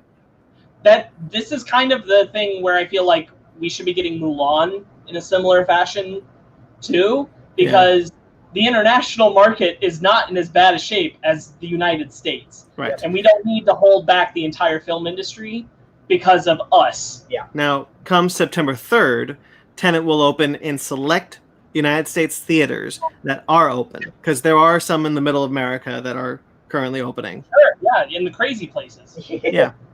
Yeah. But, you know. And drive-ins, maybe. Oh, and drive-ins, maybe. We'll see. Oh, and certainly Fortnite. But I wonder if that's true. I wonder if Christopher Nolan won't let drive-ins have it unless he feels they're IMAX enough. Don't you dare, Christopher Nolan. Don't you gatekeep. This movie was filmed to be shown on an IMAX screen. Sure. I know, and he's very specific about that. Yeah. So I don't know. Maybe he'll be like, no drive-ins! Oh, Chris, no. I'm taking New Mutants, and you can't have drive-ins either. I would have gotten Amazing Williams, man. I guess I don't run a business, so I don't care about money. But if I'm a filmmaker, I want people to see my movie. That's just at the end of the day, I want people to see my movie. If they can see them on their TV, is that what I want? No. But do I want people to, or do I want to wait a year and a half when realistically we're going to be able to really see movies? Right. Like, they keep pigeonholing and doing these like 2 weeks moves or doing it internationally. Just do something real. Just do something real. And I guess this is the best that they can do. Well, the studios got to weigh whether or not the film would do better in theaters or better on VOD. I mean, look at Scoob. Scoob wasn't going to do great in theaters. Yeah. So they put Scoob on VOD, and it made money. And Tenet won't make Tenet won't make the kind of money. Wonder Woman, the same thing. Mulan, the same thing. Those movies won't make the same kind of money on VOD. But so that's the kind of thing. It's like Tenet, Mulan, release it in the international market in theaters, release it on VOD in the States maybe 3 weeks later. Yeah, the international market makes up for most of it. Like drive-ins and what select theaters are open in the States where you can, but like VOD, the rest of it, just like, people are going to drive-ins to see Palm Springs. I saw it. You can just watch that on Hulu, but I saw it. People are doing it because it's a nice way to get out of the house. Yeah. Frankly, it really is. Yeah. There's no shame in it. I look forward to seeing Bill and Ted Face the Music at the drive-in. Oh, yeah. I'm not going to watch it on VOD. I'm going to go to the drive-in. Speaking of staying inside, Netflix released a couple of projects that they're working on. For example, a Witcher prequel. They're doing a prequel to Henry Cavill's hit show, The Witcher, with The Witcher Blood Origin. Set 12,000 years before Geralt of Rivia, the worlds of the monsters, men, and elves merged into one, and the first Witcher... 1,000 or 1,200? 1,200, sorry. Added Okay, a zero. He's not that old. 1,200, and the first Witcher came to be. So it's not Geralt, it's way back in the past where the Witcher is... Here's the thing, Witcher's lived for like hundreds of years, so like it is going to be removed, but like if you know Witcher lore, there are characters that this can absolutely be. So it is a 6-part series. Declan De Barra, who was actually the director on the first episode of The Witcher, season 1, and Lauren Schmidt, who is the showrunner of The Witcher, will be the showrunners for this new show. Damn, this is a real ass involvement. Awesome. Yeah. I have no problems. Sure. Yeah, I'm excited. I really like The Witcher. Yep. Did anyone watch Spartacus? I watched some of it. Yeah. After the second season, they did a similar thing where they did a prequel 6-episode season because the main actor, Andy Whitfield, had passed away, so they had to like kind of fill the gap. Yeah. So they created this prequel series. This reminds me a lot of that without the death. But yes, it was very good, and it like informed stuff for the third season because they were able to expand on some cool shit. It's something they wouldn't have done otherwise. I think it's cool when they find like, oh, we're just gonna do this like little tiny event thing to kind of flesh out the past. Yeah, I'm excited. Yeah. Splinter Cell is getting a 2-season, 16-episode order from Netflix. It's an animated series, directed by being worked on by Derek Kolstad, the writer of the John Wick franchise. That's so weird. Brian went through so many emotions. Okay. I've said this before. If you play Splinter Cell Pandora Tomorrow, which came out in like 2004, there is a fake teaser trailer on that disc for the Splinter Cell movie that's supposedly coming out next year. So for like 15 years, Splinter Cell fans have never believed anything Splinter Cell related, and now it's animated. Weird. Weird. Yeah. John Wick's great. John Wick is a serious action franchise, and Splinter Cell is a stealth franchise. So like, I guess you could do both. I seriously think Emma thinks you're upstairs. Emma, I'm down here. She's like upstairs at the door. And then, speaking of video game adaptations from Netflix, Beyond Good and Evil is getting an adaptation from Netflix in the form of a live-action movie, which will also have animated parts. Okay, so Splinter Cell is animated. Beyond Good and Evil is live action? Beyond Good and Evil will be a mix of live action and animation with Rob Letterman, the director of Goosebumps and Detective Pikachu, attached to direct. That's a lot of video game stuff all at once, and it's so weird. And Can't they just come out with that sequel game first? yeah, that game has been in development for 8 years. Like, oh my god. see, the thing that Netflix is doing it, like, I believe it's actually happening because they put out so much shit. It's just Splinter Cell being animated is not what I ever expected, because that's a very grounded spy thing. No, like, Splinter Cell has. I feel like Splinter Cell should be live action, if anything. I've never played the games, but I know of the games. I know about Sam Fisher. I know how the fans absolutely adore the series. So it's like, no, we hate series actually. Oh, I'm kidding, Ben. No. I tried to put in my 2 cents, and I just get kicked Man, out. I'm just kidding, my man. The last game came out like a long time ago. Early 2000s. Like the height of Splinter Cell was in the thousands. 6 years ago. It's just we've been waiting. They've been talking about a reboot for so long, and like the last 2 E3s, there have been rumors that Splinter Cell is going to show up, and it hasn't showed up. And now it's just like that franchise is like in such limbo. It's so weird. And now we're getting an animated show. Yeah. I don't know. It's weird. Okay. So moving on, this is the part of the show where guys take some salt out and take a huge grain of salt with some of this shit. So first, we are getting reports from the usual suspects of these Marvel and Star Wars rumors and kind of confirmations. Jeremy Conrad is an insider. These people who claim to know a thing or two about a thing or two. They are saying that Haley Steinfeld has in fact signed for the Hawkeye series as Kate Bishop. This is after saying that she has been long gone from the talks and they were looking at other people. So I mean, like, it'd be cool if it is her. I'm not invested till there's a real announcement. Yeah, I don't care. The other thing is that, and this one I kind of take I take a little bit more weight to. They are saying that that Disney Plus is working on a true sequel in a show movie they're not sure to Solo: A Star Wars Story with the entire cast returning. You buy that instead of the Hawkeye show getting cast? We've heard a lot about. No, I'll buy the Haley Steinfeld. She's been rumored for years, but I buy that one because we've been hearing quite a lot about Solo sequel shows on Disney Plus. Lando, Maul, Kira for a moment had it, and I'm wondering if perhaps that we're hearing them kind of bits and pieces, but they are actually just the one thing. I buy 100% that they are trying to find a way to carry on Solo on some way on Disney Plus, some part of it or a whole whatever. They're trying to follow up Solo some way on Disney Plus. I don't know that I buy that anybody actually knows jack about what they're thinking of doing. Mm-hmm. Some of it has sounded pretty cool. And like, oh yeah, that'd be cool. Like the Lando one, as much as I don't believe it, but as much as I would like it, I don't believe it. But I think it'd be cool, especially if it's framed as a lot of people on the internet have talked about, with Billy D. Williams opening it as part of his diary holographic journal, like he did in Rise of Skywalker. Yeah. And then it goes back to young Donald Glover, and I'm like, that's pretty dope. I'm into it, but I don't buy it yet. I pre-ordered the. Go ahead. No, I was just saying I pre-ordered the Star Wars lightsaber book because I love hilts, lightsaber hilts.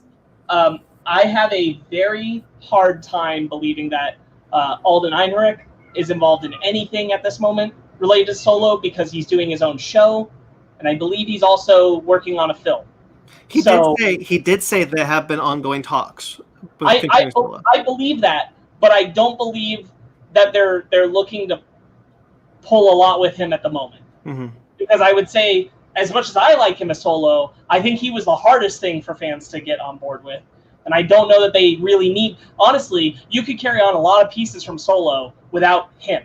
Mm-hmm. As much as I like him and would be happy to see him, I don't really need to see more adventure fleshed out between where we left off and A New Hope, as far as he's concerned. I don't need more. Like, I like that movie, but I don't want more Han Solo, especially if it's like a TV show. It's not the thing Yeah. I want. I do want more Emilia Clarke, and I do want more Darth Maul, Give me more of that and like I crime do want shit. more Lando. Yeah. All that I'm on board for. Yeah. Like crime shit. All the parts of Solo without the Solo. Solo and Chewie are pretty well left off to just go into A New Hope. Yeah. Don't really need more. I agree. The one thing though that is in fact happening, we're past the grain of salt bit, put the salt away. The one thing that is in fact happening in the realm of Star Wars is that Star Wars Tales from the Galaxy's Edge is coming out on the virtual reality Oculus Rift. There you go. You got it. Virtual reality. This is going to be a story much like Vader Immortal, kind of an episodic thing, but this time set on Batuu between the events of The Last Jedi and The Rise of Skywalker, so in the events of Galaxy's Edge, the theme park. The story is, in Tales from the Galaxy's Edge, you play a droid repair technician who crash lands on Batuu after a pirate attack. In typical Star Wars fashion, you'll quickly get swept up into a grand adventure on the outskirts of Black Spire Outpost. Okay. Sounds Cool. all right? Sure. Those of you who are interested in virtual reality? Yeah, that Vader Immortal stuff, it's all out. People are like, yeah, whatever, it's fine. Yeah. You want to look at Darth Vader? Cool. And then Pixar announced their newest film this week. Which we know almost nothing about. Nothing, except for the film will introduce a boy named Luca, which is the name of the movie, as he experiences an unforgettable summer in a seaside town on the Italian Riviera. Cool. The one image that they released looked cool. I'm like, I bet it's going to be really, really pretty. Yeah. This is directed by Enrico Casarosa. He was actually the director of the short film La Luna, which for Pixar, which I loved. Oh, I remember that. It's the one Love with that short the. film. It makes a ton of sense. It makes a ton of sense with the Italian stuff. But he has been an art director for many Pixar movies Yes. in between now and then. All right. But yeah, all right then. I love La Luna. Pixar has yet to make something I don't like. Yeah, agreed. Even at its worst. Like, There's still fun stuff in it. yeah. We don't really have to talk about it for long, but the Emmys were announced this week. Yeah, they were. Were they? Yeah, they were. And I am sad that personal friend Kayla Cromer was snubbed as far as her performance in Everything's Gonna Be Okay, but that's all right. the big news with the Emmy nominations is that Watchmen leads the nominations with 26 nominations. So deserved. Yeah, that's incredible. Regina King, just give her the Emmy. Yeah. Jeremy Irons is also nominated, which I think is great. Good for her. Yahya Abdul is also everything. This is like I don't expect it to win everything. I just want it to. Yeah. Yeah. I'm the same way. If it wins everything, awesome. If it wins like 3/4 of it, cool. Yeah, It's up for best limited series. Because I want to win that. I also want Regina King to win. Those are the two. The Mandalorian is also nominated for best drama series. That's interesting. I don't agree. I've got I would. a lot of TV shows. There are 10 spots. I'm sure it's not going to win. No, I know. I'm like, that's all the technical stuff. Hell yeah. That's not Yeah. something I think Mandalorian should win for. The Mandalorian also has 15 nominations. Just to clarify, I think it does. I have the list in front of me. The list is, by the way, the link is in the description for the list. What's happening? I'm sorry. Hey guys, it's Brittany from YouTube. What happened? So the link is in the description for anybody who wants to see the nominations, some of the other nominations. But I think it is up for best visual effects. I'm just confirming now. Hey, real quick, we don't talk about the Eisners, which are the comic book awards. And we talk about it. We didn't. So, That's my bad. Every year we don't talk about it. So next year we're making it a whole ass thing about We're gonna make the Eisner cast. Let's do it. We're just talk about We're gonna talk about every single winners. nominated book in detail. I'll Okay. do it. I don't give a shit. No, you're absolutely right. That's an oversight, and we should definitely do that. Yeah. I think some of these nominations, especially like the nerd ones, are pretty cool. Yes. Just gonna say. Yep. Oops. See, I lost it. Watchmen got so many. I'm so happy, and Mandalorian got so many. And I'm like, that's cool. I don't know about that one though. Marvelous Mr. Maisel got nominated. Yeah, you can check out more of our thoughts about The Mandalorian on Fake Nerds Watch, where we detail like what we loved about it and what we thought was just kind of okay. See, Yeah. true. All of it. All right, guys, we like Castlevania. We've all seen it. Yes, The animated series on Games are pretty dope too. Warren Ellis. This is Castlevania. Yeah. I mean, it was a given. This was a given. Yeah. So Warren Ellis has left Castlevania. The fourth season is done. It is broken. So he didn't. He's part of that. But after that, he is gone from the series. Yeah, it's like the most highest profile thing he was involved with at this moment when he went through the news cycle of everyone being like, hey, he might actually be really, really shitty and gross. Yeah. So it's not surprising that this happened. It was only a matter of time. Good. Yeah. I don't think he's the one that made it good anyway. Like, I mean, the director of Dread is part of it. I forgot his name. Listen, guys, not to defend the gross man. He wrote a lot of those episodes, and he was like, there's a lot of Warren Ellis in the show. You cannot take that away. But I would also argue, at least in the last season, a lot of the writing was way too drawn out and stagnant. Yes. So, So what I mean is he's still so involved with the show. So this sure. is going to be a good, fresh cleansing. It is. I'm optimistic. There's a lot of talented people I think can easily fill in and arguably make the show just as good or better. Yeah. Right. I'm not concerned. I'm just glad it's still gonna, like, he didn't take the show into cancellation. Oh, me too. Yeah. Because I really like that show a lot. Me So too. do I. I would have been really mad if Castlevania just went under just because Warren Ellis got caught up with some bad shit. Yep. God bless that he's not the star like Kevin Spacey. Yeah. What was his name? What's his name? Max Landis. His show tanked because he had to of his bullshit. I know which one you're talking about, but like that one never really got 100% off the ground like Castlevania did. So Sure. I'm sure if Castlevania, if this had happened when we were in like season 1 of Castlevania, that might have killed it. Yeah. Right. Okay. We talked a bit about Kevin Smith last week. He's in the news again this week. He is adapting the Green Hornet. He is going to adapt the Green Hornet into an animated series with Wildbrain. Wildbrain is fairly new on the animated kids circuit. They are mostly kids-centric animation. They did Carmen Sandiego and some other ones. Carmen Sandiego is the most recent. Oh, okay. Didn't he just turn 50 today? Yes, he did. Oh, Yeah. yeah. Happy birthday, Kev. There you go. Yeah. But he is developing the Green Hornet, which he's a fan of. Written, so it's being reported that he's like adapting, but he's adapting his own comic that he wrote. He wrote a comic about the children of the Green Hornet and Kato. Oh yeah. He's just doing his own story, which people find very lazy. But hey, man, you get to do what you want to do, whatever. Right. So I'll just, you know what, I'm going to read his quote because it does dictate what the series is going to be. So he says, "It's an honor to escort the legendary Green Hornet and Kato into their very own animated series for the first time in the rich history of these iconic pop culture characters. We'll be telling a tale of two Hornets, past and future, that spans generations and draws inspiration from a lifetime spent watching classic cartoons and amazing animation like Batman the Animated Series, Heavy Metal, and Super Friends. I can't believe Wildbrain gave me this job, and I can't thank them enough for the opportunity to extend my childhood a little longer. It's going to be set in the present day, so 2020, and will be about Green Hornet's son and Kato's daughter." And that is the story, and probably kid centric, although they may be branching out into more kind of teenage animation. We'll see.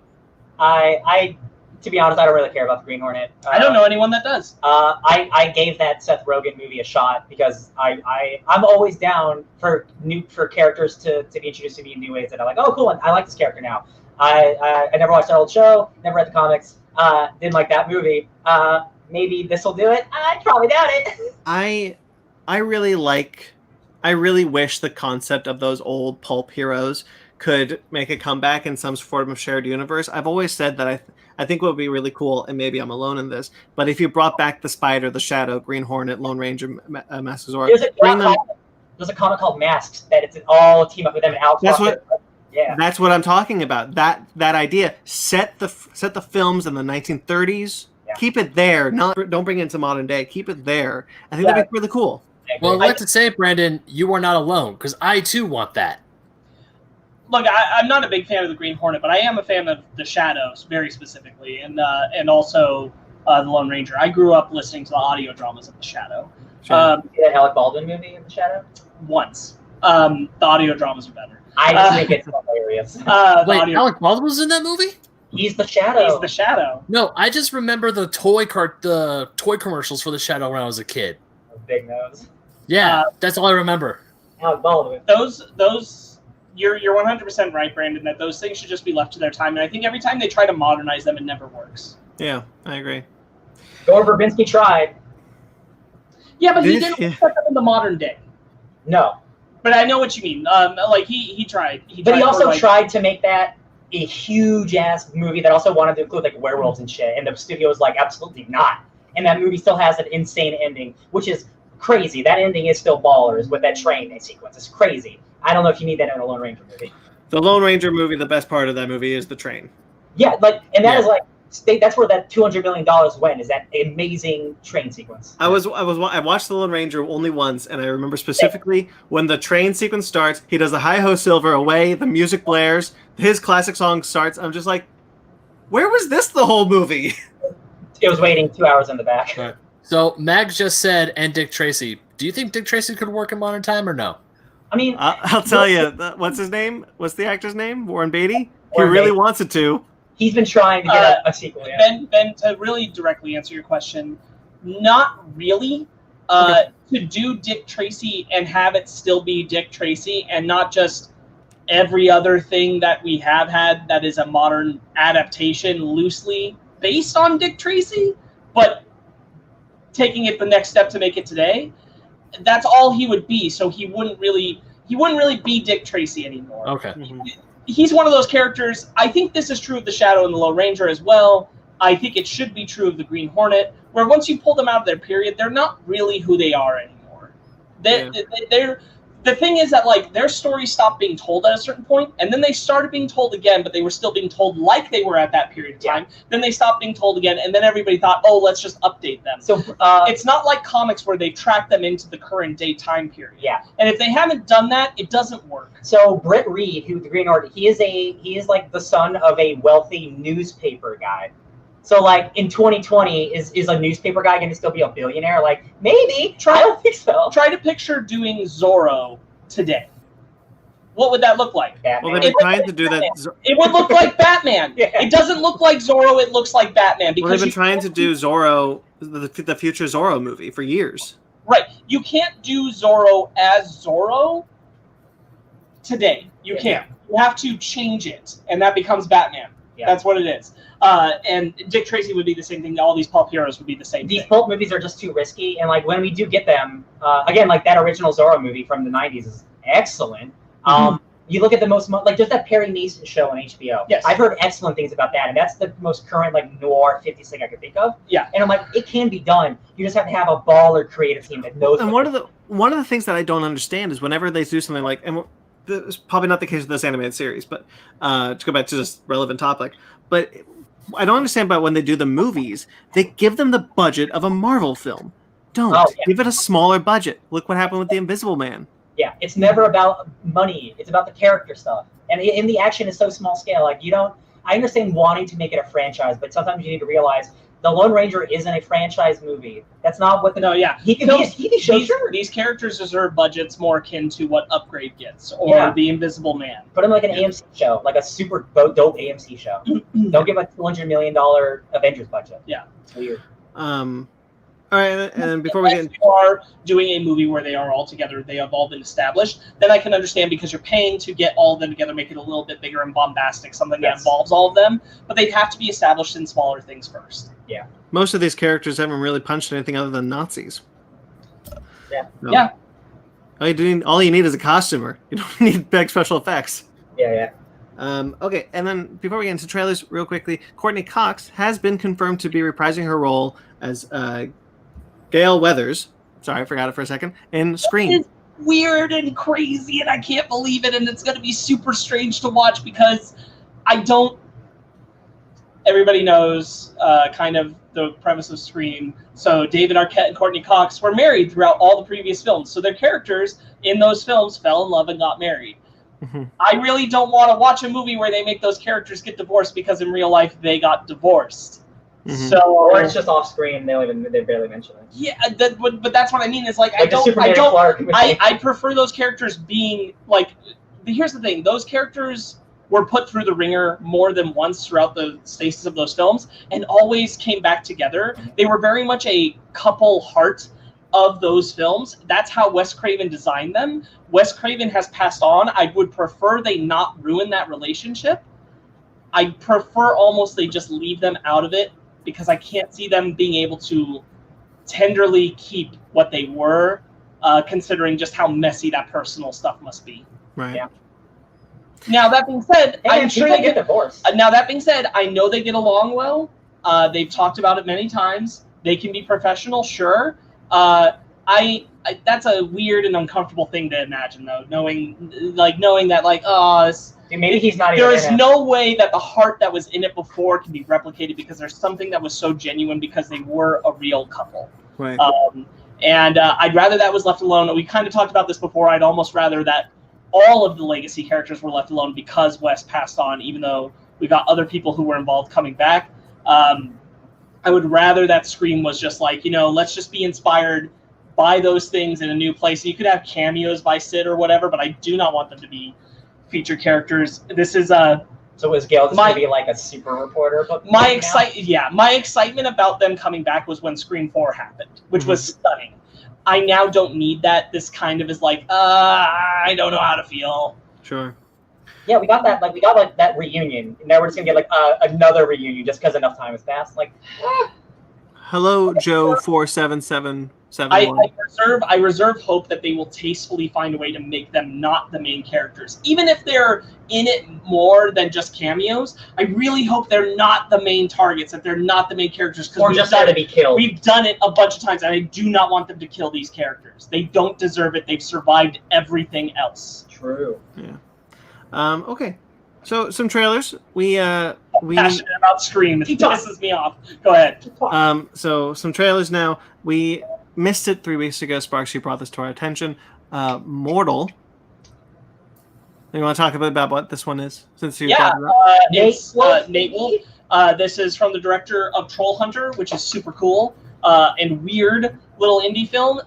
Combining found footage comedy Troll Hunter movie. Yeah. It's combining Norwegian and American style stuff, and this is very much like Norse mythology based. I think it looks really cool, just as like a little film project. I'm interested. It feels like what if like a god fell to earth and has amnesia almost in a way? Because like this dude, like I'm thinking of God of War, like that's just like Baldur or something. You know what it makes me think of? It makes me think of the ultimate version of Thor.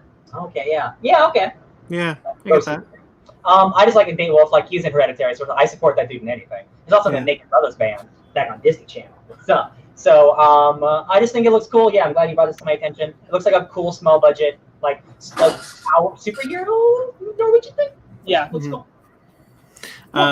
Okay, and then let's move on. Batman, Death in the Family. This is the new Batman, Death in the Family. They've done it before with the Batman of the Red Hood.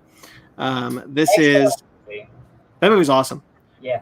That now it's bringing back the original cast of that movie with the exception of Jensen Ackles as Red Hood. So John DiMaggio as Joker, Bruce Greenwood as Batman, and it is a choose your own adventure movie. It is doing what they did in the 80s.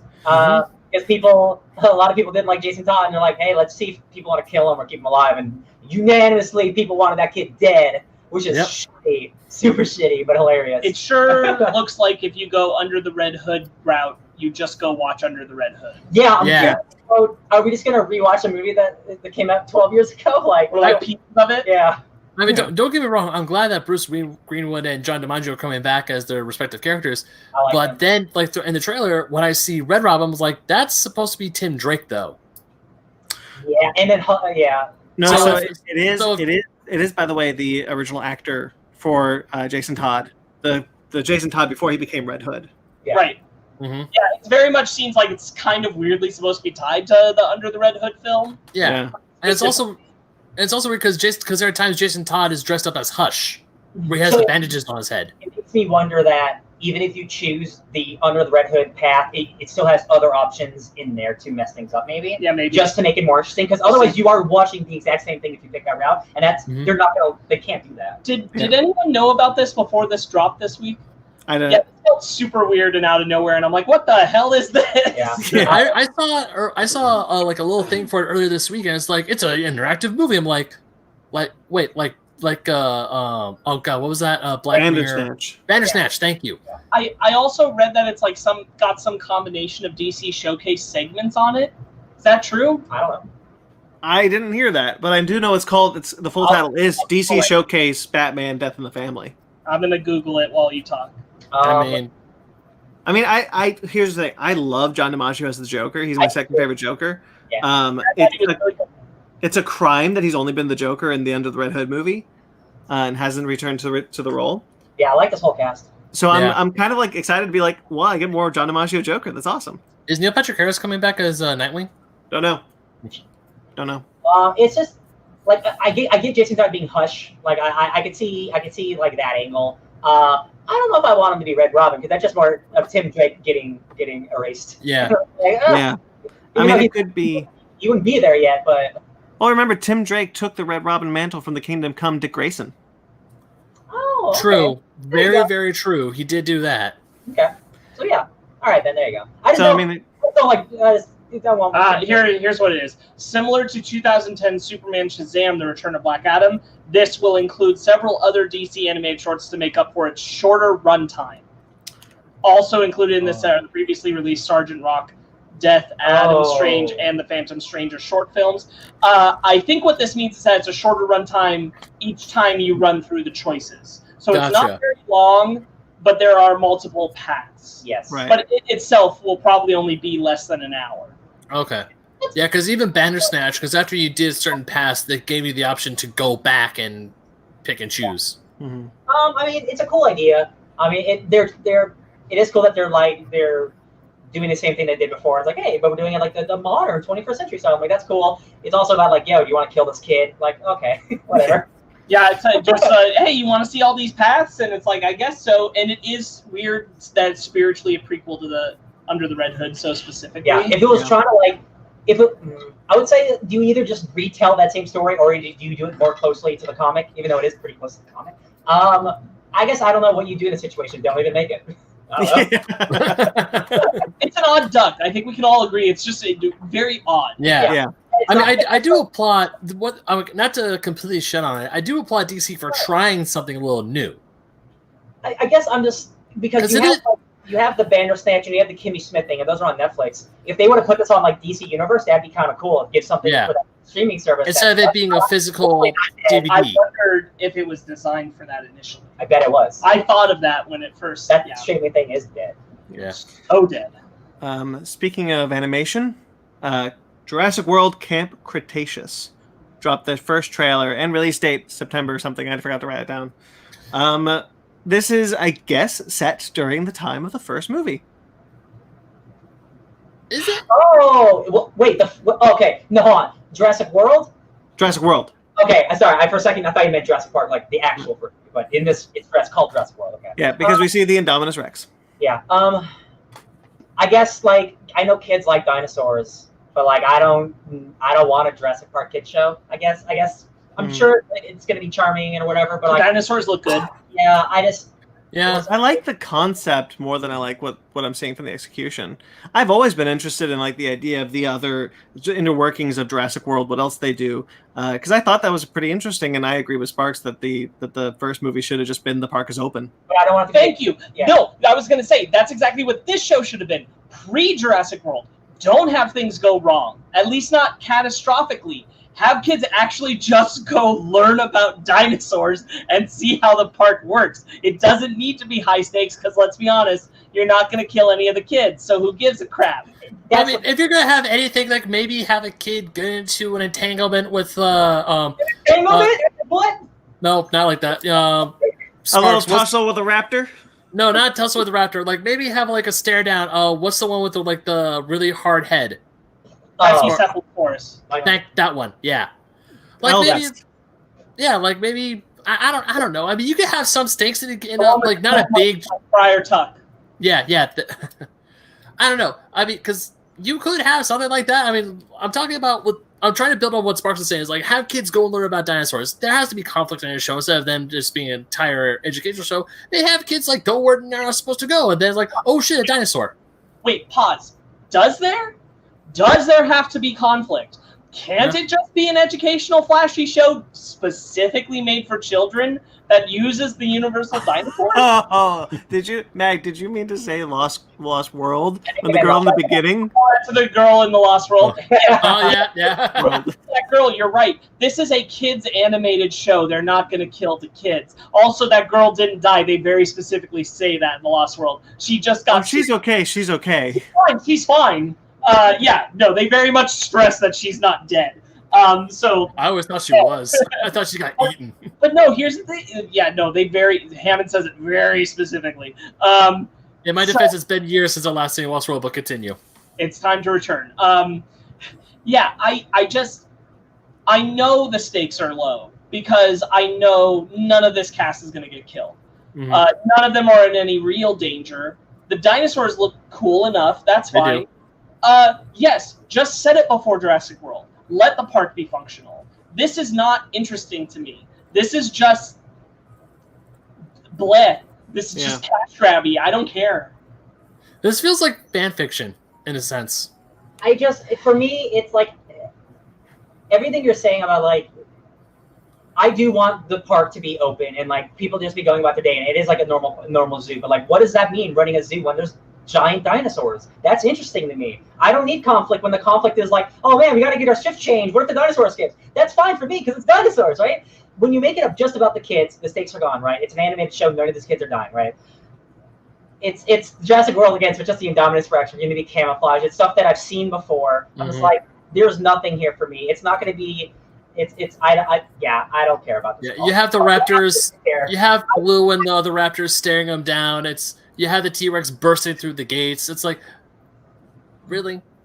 There is such a good way that they could have gone about like doing this maybe like 5 years before Jurassic World takes place. And maybe it's during like a weird time and where they're trying to get more people in, but they're not going the full Indominus thing yet. So they're letting like some exhibits have predators and herbivores together to see how they naturally interact. And it's kind of like, is that ideal for guests to watch that? But it happens, and like they can learn about how they take care of the different dinosaurs. That shit's interesting to kids and adults. I promise you. And you could even discuss how like they recognize that like these aren't necessarily exactly what the dinosaurs look like. We're a little off, and they can talk about what they know. It super could be that. Put Bill Nye in it. Bill Nye taught all of us about dinosaurs when we were kids. Feathers. He did it. He could do it again. It's so simple. This could be a really cool little like. I'd love to in 5 years go back and be like, hey kids, want to learn about dinosaurs? Boom. It might not be like as bad quality, but it reminds me of that Fast and the Furious show. Like this is literally the opposite of what I want from your franchise. Mm-hmm. I have Troll Hunters from DreamWorks. I'm okay. Yeah. Right. Yeah. Like this, even Troll Hunters looks like higher quality than this. Mm-hmm. Like what am I supposed to care about here other than like your dinosaurs look like the dinosaurs from the movie? No shit. Yeah. I don't know what I'm supposed to latch on to here. Yeah. Joe says great opportunity to discuss DreamWorks Kids show. Ethics. Then Honest Thief. I'll be honest, I just put this one on here just to pad time. I said it to Ryan while we were watching it, where I'm like, Taken was good, but can we let Liam Neeson do other things? And then that's why we had the other trailer. So this looks like another.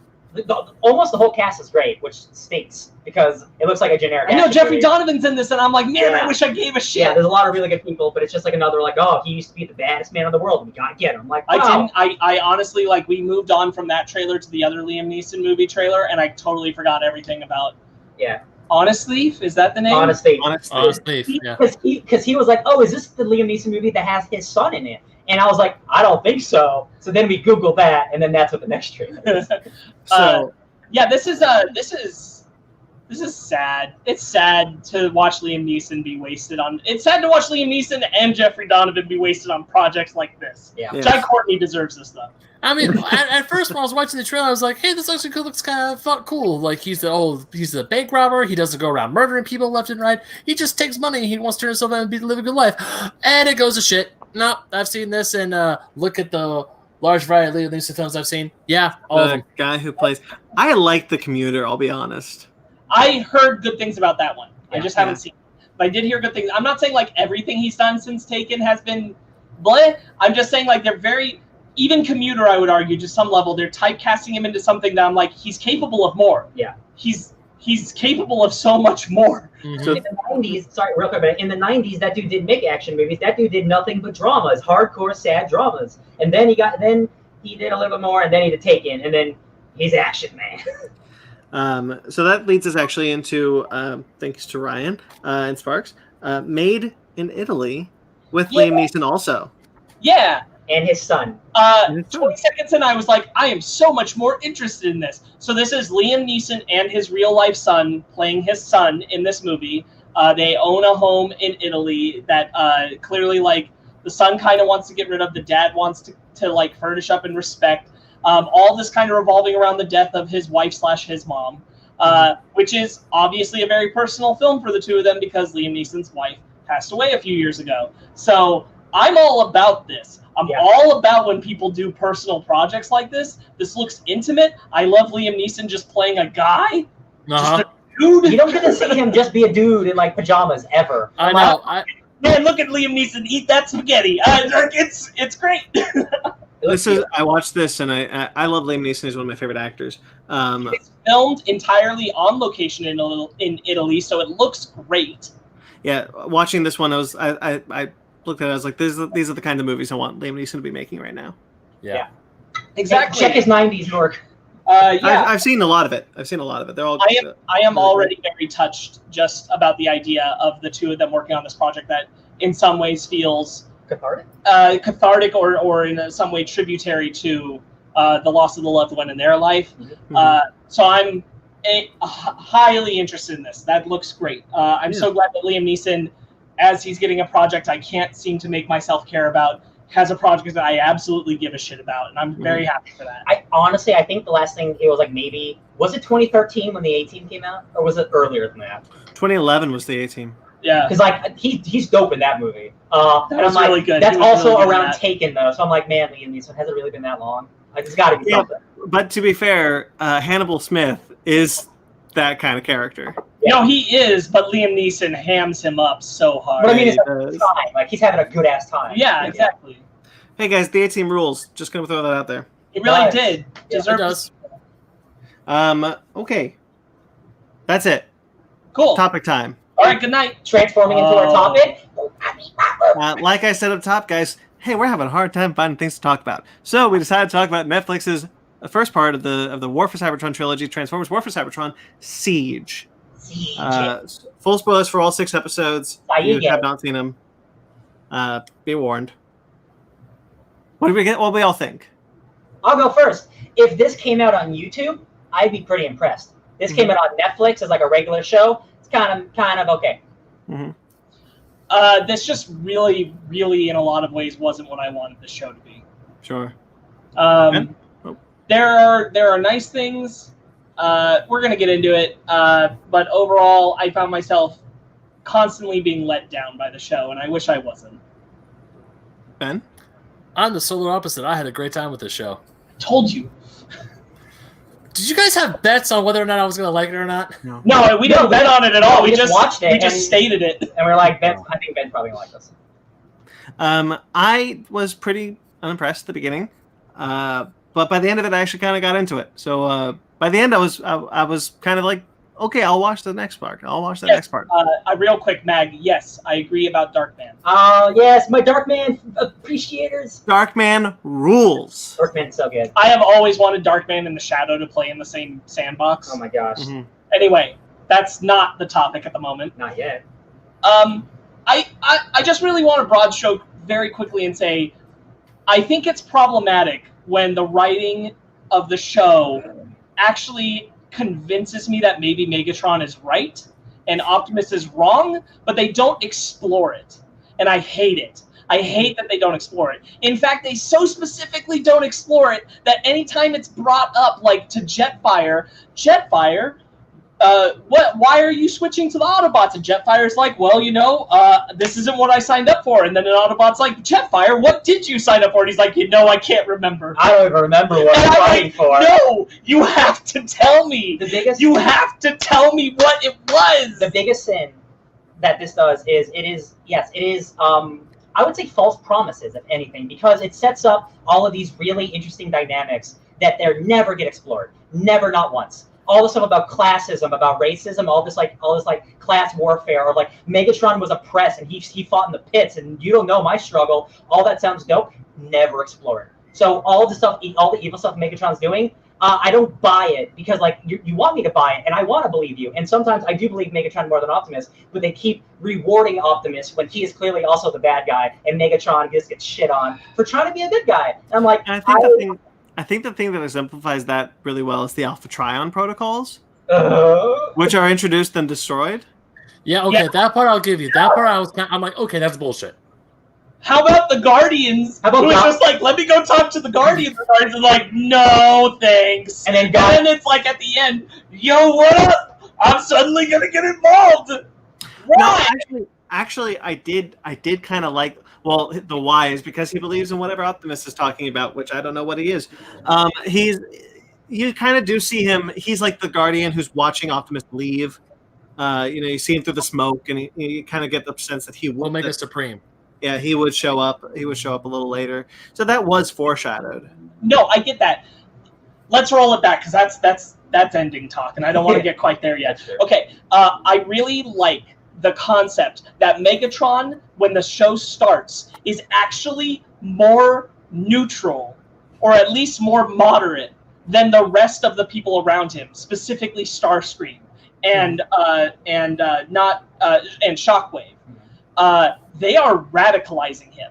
He's like, I just want the war to end, and they're like, yo man, I think we should kill all the Autobots. He's like, I don't want genocide. Yeah. And then it's like, yo, man, I think we should reformat all the Autobots. And he's like, that's not the way. Bro, we have to change sparks and minds. That is cool. Boy, do I wish they explored that. Boy, do I wish that we saw the progression prior to this moment. That's what I wanted this trilogy to be. The beginning of the war to the end of the war when they go to Earth. This is the tail end of the war. And then they go to Earth. It's called the War for Cybertron, and if you look forward for the synopsis for the next two seasons are, hey, they leave Cybertron. It doesn't feel like a War for Cybertron anymore. I was really hoping, because the first episode gave me some hope. We're like, we really are going to finally understand after 30 years, why are they fighting? Why is Megatron evil? It's just, because he's the Decepticon and they're deceptive. I would like some nuance. If we're going to make a show that shows a bunch of people spiked and have a bunch of political things, actually go into it. Towards the end of Prime, they really do dive into Orion Pax, which is Optimus before he became a Prime, and Megatron before he changed his name. Yeah. In Transformers Prime, they talk about what their life was like before the war.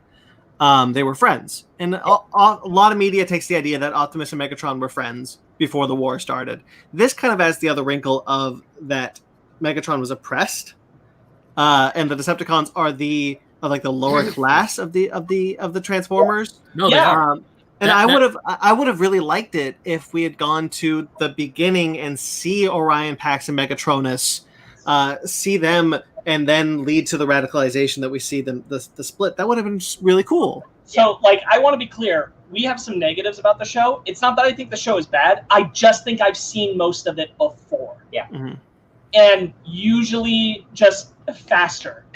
This took too long to show me things I've seen most of it already. I kind of that I already get the idea of it. I've seen the glimpses of the tail end of the Cybertron war. I didn't want that. I wanted a dedicated series about how Cybertron fell apart. The war for Cybertron. That's what I wanted. I wanted the Clone Wars, damn it! Not Attack of the Clones and Revenge of the Sith! That's what I thought it was going to be. It was going to be the early stuff. And the beginning of the show did give me hope. But the further we got along, and I'm like, oh man, they're already talking about the space arc in Teletron 1. I'm like, we're at the end of the War for Cybertron, at the beginning of the War for Cybertron, because like the next season we're on Earth. They don't really like to. I don't understand why. I don't understand why the Transformers franchise has such resistance to telling the story just before the end of the war. It's the most interesting stuff. This Clone Wars is the perfect analogy because the clones got so explored in that show. I wanted Decepticons and Autobots to be more explored. I love that there are kernels of it. I love Impactor, who is a conflict person who says, before I was a Decepticon, I was a person who cared about Cybertron. Yeah, that's dope. I don't care about the war as much as I care about the people. And I'm like, that's great. I wish we were exploring those concepts. I really, really do, but they're not in here enough. It's very just surface. Glimpses is not enough. I love that Ratchet is like, hey, Optimus, you kind of screwed us. It's kind of your fault. Ratchet's like the best character, probably. Ratchet is probably one of the best characters. He's because it's nuanced. Like this is a much more mature take on Transformers. Like they're straight up showing like people getting murdered and like again like the spot body spikes. That is not for kids, right? That is the type of maturity that I'd like for something like this about transforming robots to take.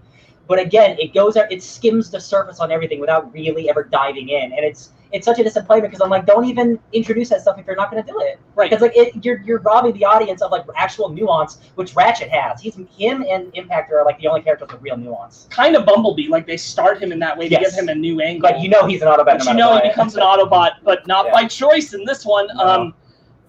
So I just. I mean, like, I think we're all kind of on the same page in a general sense that we want to see more of what actually makes the war happen. Oh, yeah.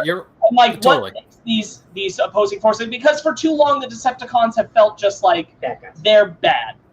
I don't know what they want. I don't know what the goal is when they kill the Autobots. What happens after? I don't understand. Mm-hmm. I don't know what they really want on Cybertron to happen next.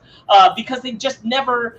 ever tell us. It's just power control. I'm like, and I want it to be more than that. And this at least felt like there were ideas of it. But good Lord, it was a 6-episode series. I thought we would talk about it more. One of the things that I found interesting was I had a similar problem with Zod and Jor-El from Man of Steel. Yes. I don't understand why Zod and Jor-El in Man of Steel specifically are not on the same side. I agree.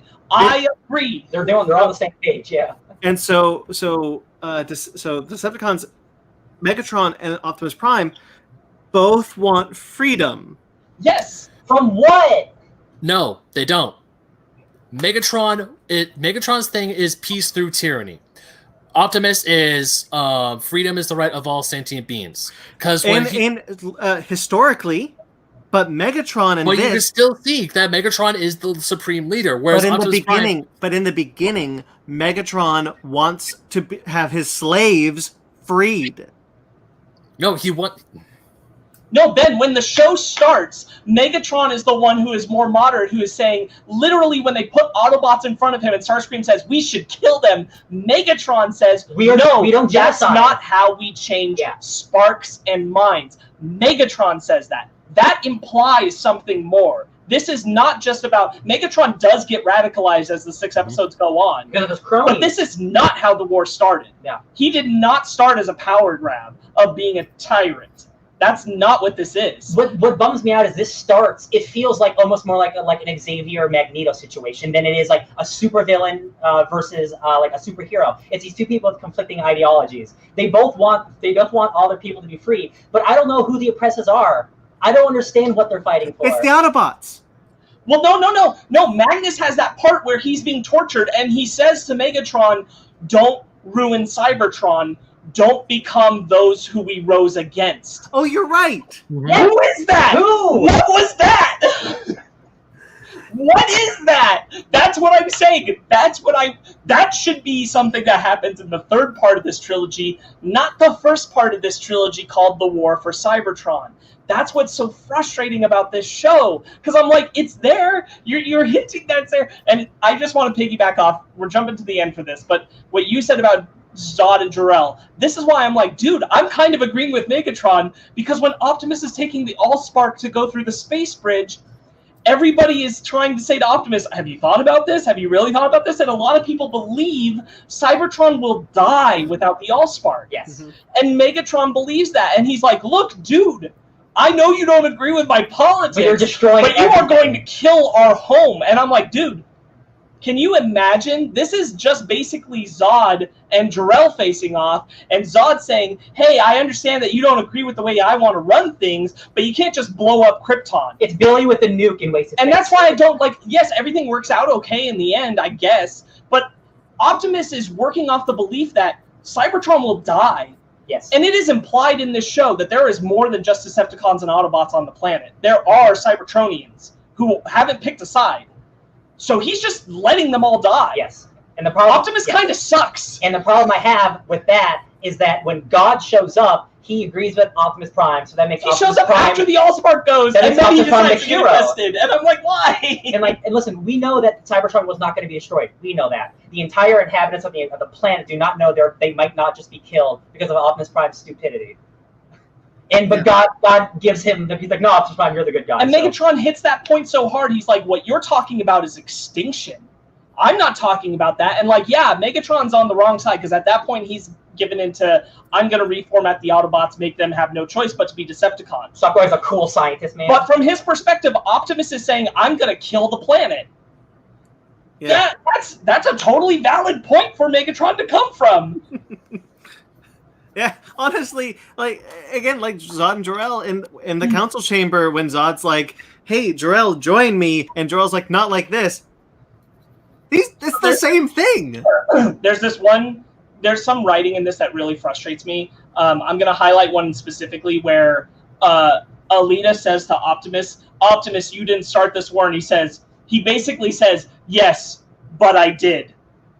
and I'm like, this is frustrating, because she's just trying to enforce this idea like Optimus didn't start a war, and he's like, no, I did when I decided to fight Megatron. That's how the war started, and that's why people blame Optimus. And I think there is enough to mine there, and like, we need to know, you need to throw all your other Transformers lore out of your head and just look at this show. Yeah. And you should be able to know why they are fighting each other, why people are blaming Optimus for how bad things are, why people are hesitant to join the Autobots. There must be a reason. Why, on some level, Megatron sounds reasonable, and just is trying to get radicalized by bad actors. Jetfire had a reason to stand with him, and the show blatantly says, well, we're not going to come up with it. That's stupid. Yeah. That's frustrating. We did this for the first 10 minutes of a movie. That's acceptable, because that's Bumblebee. But this is a 6-episode show that decides not to explain why people are doing anything. I love the designs. Yeah, I do like the designs. I think it's very much the most that they could do to make them not look like Earth vehicles while still looking like what they're supposed to. Yeah. They did the same thing for the Transformers War for Cybertron games. Yes, they tried very hard to make them look as different as possible while still looking the same. Yeah. We'll still stick into the classic G1 designs, yeah. And you've been largely silent through a lot of our ranting. What's up? So, one of the reasons why I enjoy this is because I do know the Transformers lore. I do know all the backstory stuff. That's probably why I enjoy this. From someone who doesn't know anything about Transformers, I agree with you. They probably will not understand what the hell is going on. But as someone who does know about the caste system that was in place in Cybertron before the war, of stuff that was actually going on, why Optimus and Megatron became friends, why Megatron changed his name from Megatronus to Megatron, why he even gave himself the name Megatronus, shit like that, I am aware of and I know. So when they're talking, I am too. All right, but for shit like that, I'm like, I understand. Am I still kind of mad that they decided to leave right when that the S6 episode ends with the Autobots on the Ark? Yeah, because it's called War for Cybertron. You have to stay on Cybertron. Am I bummed? War for Cybertron is now in the stars. Yeah, I kind of hate that. Am I bummed that they didn't explain more about Alpha Trion? Am I bummed we didn't get a flashback episode? Yeah. Because I would have liked, Alpha Trion is a name I haven't heard in years. And that was, okay. Obi-Wan Kenobi. And I just want to jump in real quick and jump on the nerd gatekeep right there. I am aware of the answers to some of these questions. Maybe not all, but most of them, because of just like knowing, looking them up or things like that prior to this moment. It doesn't change the fact that the show has access to those exact same answers that you and I know and decides we're not going to say them.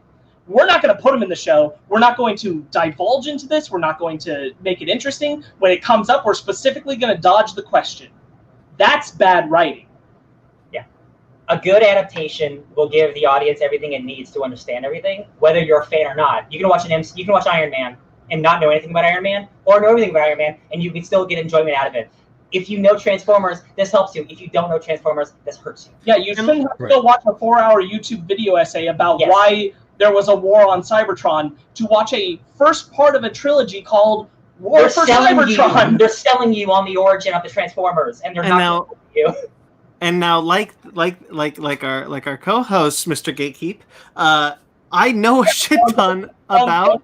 Don't land that too hard on him. I shouldn't have said it. I know a shit ton about Transformers. My coworker Nora, love her. She's doing great. Yeah, Transformers with everything, right? She's Transformers, huge Transformers fan. Goes to TFCon. I used to talk to her all the time about Transformers. I started reading the Transformers IDW comics because of that. I know a ton of Transformers lore. It didn't help.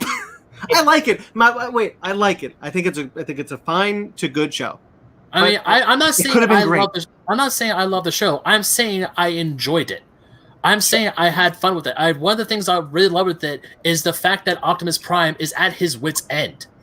Because normally when we get to now, the War for Cybertron is my favorite era in all of Transformers. I actually love when more stuff that pops up about what happened before they get to Earth. I eat that shit up.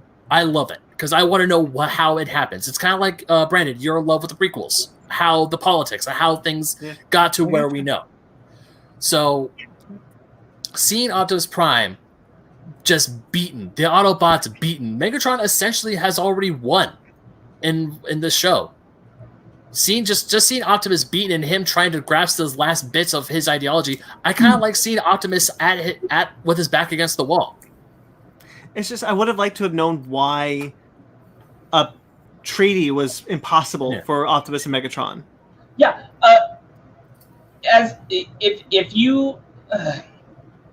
if you're just a person familiar with animated shows and movies, I don't feel like there's anything really new here.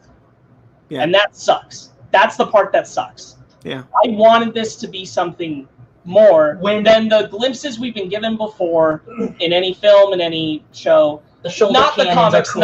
not the expanded stuff that you can go read, but in any show, that's what I wanted this to be. I wanted this to be the comics. The show. I think those two games, the games that share the name with the series, are much better. Oh yeah, totally. Yeah. They're no argument for me. Those games are phenomenal. But I think the cardinal sin for me of the show is that they tease these ideas, but they just languish in them. They don't utilize them. They don't weaponize them. Yeah. And I gotta tell you, I am really pissed off with the way they handle the female characters in the show. I hate that Alita is basically a woman ignored for the entire run of the series. Every moment that she brings up something, she's like, Optimus, will you just like consider it? And he's like, I hear you, but I'm ignoring you. And I'm gonna go do exactly what I'm doing. And then Alita has to be left on the planet because she believes in his cause now. Whatever. Moonracer has to be one of the characters ripped apart by zombies. It is not handling the female characters well, which I understand is kind of just Transformers. Yeah. But they're all left at the end off the planet. Now, real quickly, I want to clarify the Transformers War for Cybertron games.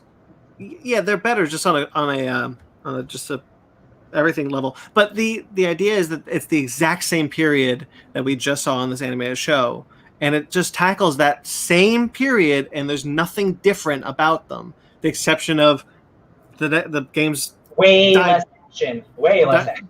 Dive deeper into it. That's just handled better and more interesting. So I have this story already. Yeah, I want to know something that I don't know. Exactly, and Ryan brings up a good point. For how much talking and little action is in this show, the talking is not interesting.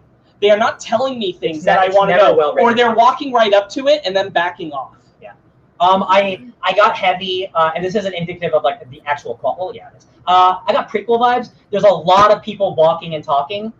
A lot of people walking and talking in giant hallways. It's just giant, big, empty hallways, or in the apocalypse or whatever. A lot of people coming out of shadows, and then people coming behind their shadows of the shadows of the people behind them. A lot of that stuff, and I'm like, this is very amateur, man. Oh. I can't tell you how much I just wanted it to actually bring up political debate stuff about the fact that it opens with Megatron preaching revolution over genocide is so important, and that he gets turned away from it too fast. But maybe it isn't too fast. It's the end of the war, and I just needed more time with him before that to feel like it was earned. Again, if this season was the last season, Yeah. and you just gave me 12 episodes of character growth, we'd be great. We'd be fine. Yeah, But be you so started good. at the end. Right. And Yeah, I but know- then you couldn't get the beast machines. Yeah, and I know that third season's probably going to be Can I tell you bonkers. something? You just make another series, Yeah, yeah, and you don't call it War for Cybertron, the trilogy. it's true. Jesus. The same guy did the Machinima series. I started watching it. It seemed better, honestly. Again, and that's the. It's not fair to like the creators. Like this again. This feels like a YouTube Machinima show, just with a little bit higher budget. If it maybe was on YouTube, I'd be a little more positive on it. But like this feels like, yo man, I could watch The Witcher, or I could watch this new Transformers show, and I'm like, well, okay. I wouldn't be so mad if they didn't try to give me some like actual depth and then just skim over it like it's nothing. Because like there are kernels, like you said, there are kernels of like, oh man, is this some like heavy shit? No, it's very, You and I very both light. like actively said "F you" to the show when it did the part with Jetfire that we brought up earlier, where The previous Jetfire literally episode- just responds, "I don't remember what I believed in," and it's like, cool. I mean, I guess we can't have a real answer. The previous episode, like it's when he defects to the Autobots, and then Sparks was like, I wonder if we're gonna get like the backstory why he joined Megatron, and then we're like, probably not. And then literally it's like, I don't remember why I joined. I'm like, oh cool, so there's just like no depth or character. Okay, cool. It's just there's hundreds of years. The war was going on for hundreds of years. Feels like 7 days. I would have liked to have seen those hundreds of years. And Yeah. Or like each part of this trilogy should have been a different point, like beginning, kind of middle-ish of the war, and this is the end of the war. Dude, if I had a whole like 18 episodes of Megatron slowly getting radicalized, where he starts as like an okay character, dope. Because this first episode, Megatron is dope, and then he's just like he's like not quickly, like it's only 6 episodes, it's as quick as it needs to be. But like the Shockwave and Starscream whispering in his ear like Worm Tongue is a cool idea. God, I love the moment when Magnus is being tortured and he says, "Don't become like those who we rose against." And Megatron is animated to not show his eyes and be looking down. And I'm like, this feels like something. This feels like something. Let me feel this. Let me care about it. But they turn away from it right when that can happen. Yeah. I really wanted this to be something where, like, because I tell you right now, if they had explored all this shit, I could show this to Megan and be like, look, Transformers are cool. Like, they can be cool. Yeah. I can't say that about this show. I can't get her to watch this. There's nothing in depth here. She even noticed the female stuff at the end. She's like, I'm not even watching the show, and I see what they're doing with these female characters. Yeah, I'm like, exactly. geez. I still think Transformers Prime is dope. Is Yeah, that? Prime is- I gotta look it up because I watched one. That's of these fine. shows. We're not talking about it No, today. yeah. Let me see if it's the one that I watched. Can we? We're touching this one show. Yeah. No, we can't. No, it's this show and just this show, because this show is being judged on only its merits and what it promised. It's true. Okay, so that first episode where they have the part where Bumblebee's saying, "I'm not an Autobot," over and over, is really hit heavy, specifically when Optimus says, "Autobots retreat," as the Decepticons are shooting at them, and Bumblebee's like, "But I'm not an Autobot!" I'm like, stop it. Stop it. We get it. Jesus. I guess it's just because Bumblebee is like the next to Optimus, the most synonymous Autobot. It's hard for me to be like, wow, I definitely don't think you're going to join the Autobots. You know what I mean? Like, if it was like maybe a little more obscure character, I'd be like, oh well, he could be going more or less to the good side or bad side. But I know Bumblebee's not a Decepticon. I know which direction he's going. I'm just running through some notes right now. It is really cool to see Megatron speaking to the crowds of Cybertron and framing Optimus as trying to assassinate him. Yeah. See, that's the kind of shit I just wanted this show to be, and it's glimpses, just glimpses. Brandon, I'm sorry. I watched Transformers animated. Did you ever watch this one? No, I missed that one. Okay, that's the one I watched. That one's also dope. That has the most unique designs. I also really like Transformers Armada and the Cybertron trilogy. Oh yeah, I remember watching Armada when I was a kid. That really got me into Transformers. Yeah. Real quickly, Jackson asked you on the Downright Annoyed thing that you guys did yesterday. How was the voice of Optimus Prime? He's fine. I don't hate it. I actually don't like any of the voice actors because all the Decepticons sound the same. I disagree. I think Ultra Magnus is the best voice actor in the series. Oh yeah, I'll take when that. he speaks, I feel the emotion of what he's saying. When he calls Megatron brother, when he's trying to plead his case to Optimus and to him, when he's begging him not to become anything, and when he's saying, you're never going to win this war. I believe Magnus 100% of the time. I also think Ratchet turned in a good performance. I also wonder if that's more to do with like his writing and him just being a different character too. I specifically mean that, like, yeah, it's in the writing, but it's also that, like, Megatron had good lines, but I feel like Megatron was kind of stiff even with his best lines. Yeah. I think the voice actor for Ultra Magnus put actual emotion, like I could hear a heart, a spark, a voice behind what was being said. Yeah. I was speaking of Ultra Magnus. I actually really liked him as a character. One of the things that I really loved was that there was a history that they didn't go into, but there was a history between him, Optimus, and Megatron, that they were together, that they were brothers, they rose up together. I like that idea a whole lot. Yeah, me too. I would have loved to have seen it. Loved to see it. This is in the show, I guess. I guess there never will be one, because this was kind of going to be it. I really love whenever one Autobot transforms into guns on the shoulder of another. I do too. Yeah, that's cool. I really love the opening of Episode 3 when Ratchet is walking through a desolate Cybertron with Megatron speaking over it, and comes upon Impactor. Yeah. After they said that Impactor was dead. Yeah. Ben, if you have anything, jump in. Great. Yeah. Yeah, Ben, if you got anything. Because we know you liked it. We want you to get your 2 cents in. No, it's really hard to put into words of why I enjoyed it, because I don't absolutely love it. And this is definitely not the best Transformers thing I've ever seen. The most recent Transformers thing that I've seen I loved is Bumblebee and Prime. But we're not talking about those. We're talking about this one. And I had fun with it. Does it have its problems? Yes. And nothing I could say is gonna. I got nothing to say. Lindsay Ellis and other video essayists talk a lot about coding. How you see certain iconography, you immediately know what that is. In the sense, most Transformers fans, if we don't get the story of how Megatron and Optimus stop being buddies, we see Megatron, we know, oh, he's the bad guy. We see Optimus, oh, he's the good guy.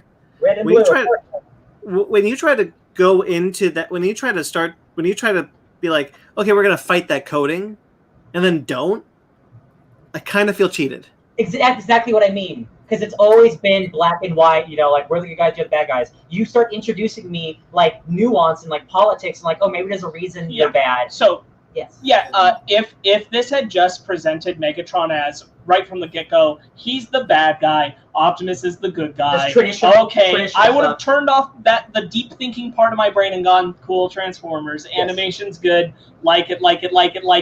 They didn't do that. They specifically introduced Megatron with him trying to tone down the other Decepticons. That is an entirely different take from any other show or movie we've gotten so far. Yep. Not the comics, but shows or movies, yes. That is a Megatron who is not 100% the tyrant yet. And that immediately made me go, what? What'd you say? And also just kind of wanting the show to already be exploring those things. And make me understand that, like, there was something worth fighting for on Cybertron. Because when you jump in at the end, Cybertron kind of seems like, why don't you all just leave? Yeah, it all looks like really shit. Sucks. The fuck are you fighting for? It's the apocalypse. Like they're scavenging for Energon. Like it's The Walking Dead. There's literally zombies in this universe now. So like, God, get off the Cybertron. I love when Ratchet is shown to be healing both sides of the war, and people are calling him out on it. He's like, look, I help those who need help because F you, Optimus, you screwed this up. Yeah. And I'm like, cool. Why? Why he screwed up? And like, can we know more about the people who are caught in the middle? Can we know more about the people who the Autobots are supposedly fighting for? Because they don't feel like they are fighting for Cybertron. They feel like they're fighting for Autobots. Yeah. And I think that's what the point is supposed to be. Yes. It's supposed to be that Optimus has lost his way, but we don't get enough of that. You have Bumblebee. You have Bumblebee, who is a neutral. He is not Autobot Decepticon. So that introduces you to, like, there's an entire world full of these people. We never see them. We never see them. So we see pieces of them. Like, sure. Yeah. Sure. And like maybe in a Megatron crowd. Right. But like but also the Soundwave look alike. Three the same dude. Yes. And they're all like all the same character. Cybertronians. Just copy paste. the soundbot, sound mixer. Soundwave. Soundwave. Soundwave. The Soundwave look-alike. Yeah, Sound Blaster. Sound Blaster. The clone. Yeah. The clone, who's also kind of a failed experiment of Soundwave. Yeah. Which they say, and I'm like, I'm sorry. Can you go back and talk more about that, please? Or can you talk more about the fact that Soundwave was cloned and has a failed experiment? Can you talk more about the Ben Reilly of Decepticons? Please? No, we can't. We can't. We got to move on and go to shoot them. We got to go to Earth, guys. It fundamentally bothers me how much they bring up the fact that people believe that taking the Allspark from the planet will doom the planet, and like how few people actually contest Optimus about it. Mm-hmm. How quickly Optimus. So it's always been a problem for me in Transformers. Every Transformers thing has done this. I hate that Optimus kills Decepticons willy-nilly. I think that's super problematic. I think it's super problematic and never really addressed properly in any Transformers property. That's like, yo, man, you say you're fighting for like, all sentient beings, but you kill like nobody's business. Starts with him. Go. There's that specific moment when Bumblebee's gonna walk out, and the other Autobots are like, "Yo, he might give us away. Can we kill him?" And he's like, "We are not the Decepticons." And then smash cut to like a couple episodes later, him just like cutting Decepticons in half. And I'm like, yeah, are you not the Decepticons? Because this whole thing opened with Megatron saying, "Let's not murder the Autobots." So I think you might be worse. You might be the terrorists. Man, imagine if that idea was out there, man. That'd be so dope. But Sparks is right. Like, because they introduced these ideas, you turn on a specific part of your brain that you're not normally turning on for Transformers. Yeah. Right. I'd like to be challenged every once in a while. And not every property has to be deep, but sometimes it's nice. It is the most interesting thing about the war for Cybertron. It's not just the fact that like they're able to be their most Transformer selves because there's no humans there and they can just be the characters that they are. It's not just that Cybertron looks dope most of the time, which is true. It's that it matters more because the characters are able to express the things that they believe in, who they are, and what they're doing. And none of that is allowed to fully blossom.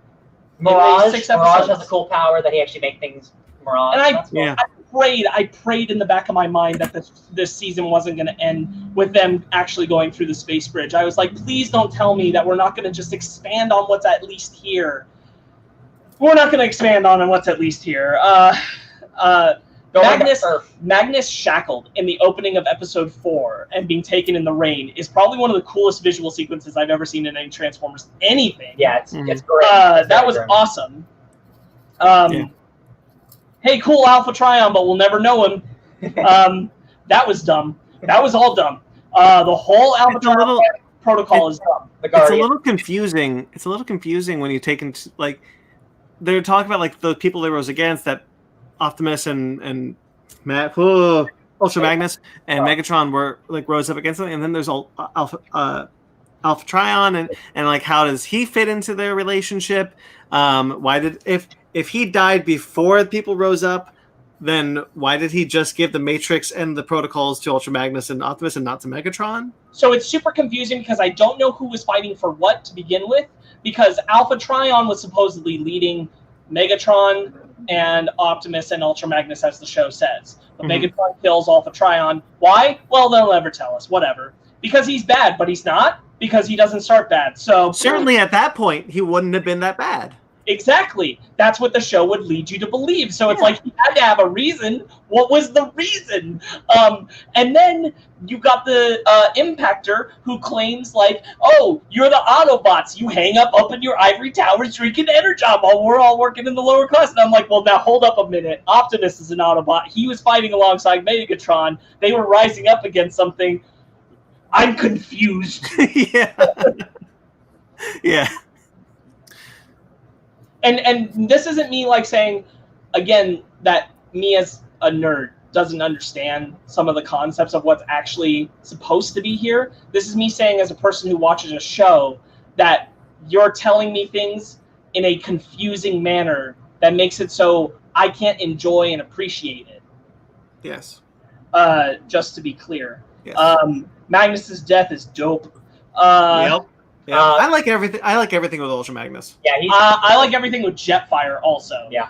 Jetfire, as he starts cutting off Starscream's arm when he's going to kill the Autobots, he's like, "Yo, man, not how we do it." I just wish they let him talk about what he believed in. I'm really glad that they give the opportunity for Alita to be a voice of reason, that it is a female person who cares about Optimus, who's trying to say things that make sense. I just hate that nobody listens to her. Thanks for being totally useless, Guardians, except at the end, I guess. That was stupid. I'm sorry. Also, if the Allspark was going to destroy Cybertron, why wouldn't the Guardians be like, hold on, Optimus? Right. That's what yes, that's when the Guardians should have showed up, before it went through the space bridge, and I would have been like, yo, this is understandable now why a Guardian got involved, because he's like, yo, you doing some crazy stuff right now. I gotta stop both your asses. Yeah, and I'm like, F you, Guardian, you had your chance. Boom! And it goes up through that. That's what I'd want. Yeah. What are the purposes of the Guardians not in Transformers lore, but specifically in this series? What purpose do they serve? They're Watchers. They're the Watchers from the Marvel Universe. But they're not called Watchers. They're called Guardians. They hide in mist. That's what they do. And they talk about, like, we can't get involved with your shit. And then, like, but we do when it gets this bad, I guess. Somebody watched Revenge of the Fallen too many times. That's what I got. If you're guarding Cybertron, why aren't you involved? Right. Bumblebee being forced to become an Autobot because the Alpha Trion protocols go in him, not kosher. And not relevant because they disappear. Well, yes, the only thing that matters is it lets them know where the Allspark is, then is immediately undone because Deus Ex Machina. God, I hated that. Yeah, I hated it too, Ben. I hated it too. Well, okay, so one of the things I thought was actually kind of cool was the fact that Shockwave had a virus. I'm like, oh, yes. A virus that could wreck their shit. I'm like, okay, I dig that. That's actually kind of cool. And then when Bumblebee Gross was like, they're gone. I'm like, you literally had them for one episode, and they're gone. It's same with the zombies. Like you man, you were like, man, what if like the whole show is just on funny zombies? I'm like, bro, they're not doing that. Like, they introduced so many cool ideas, and then it's like, no, bye. See you. Zombies were done better in Transformers Prime. Just saying. No, I agree. They were.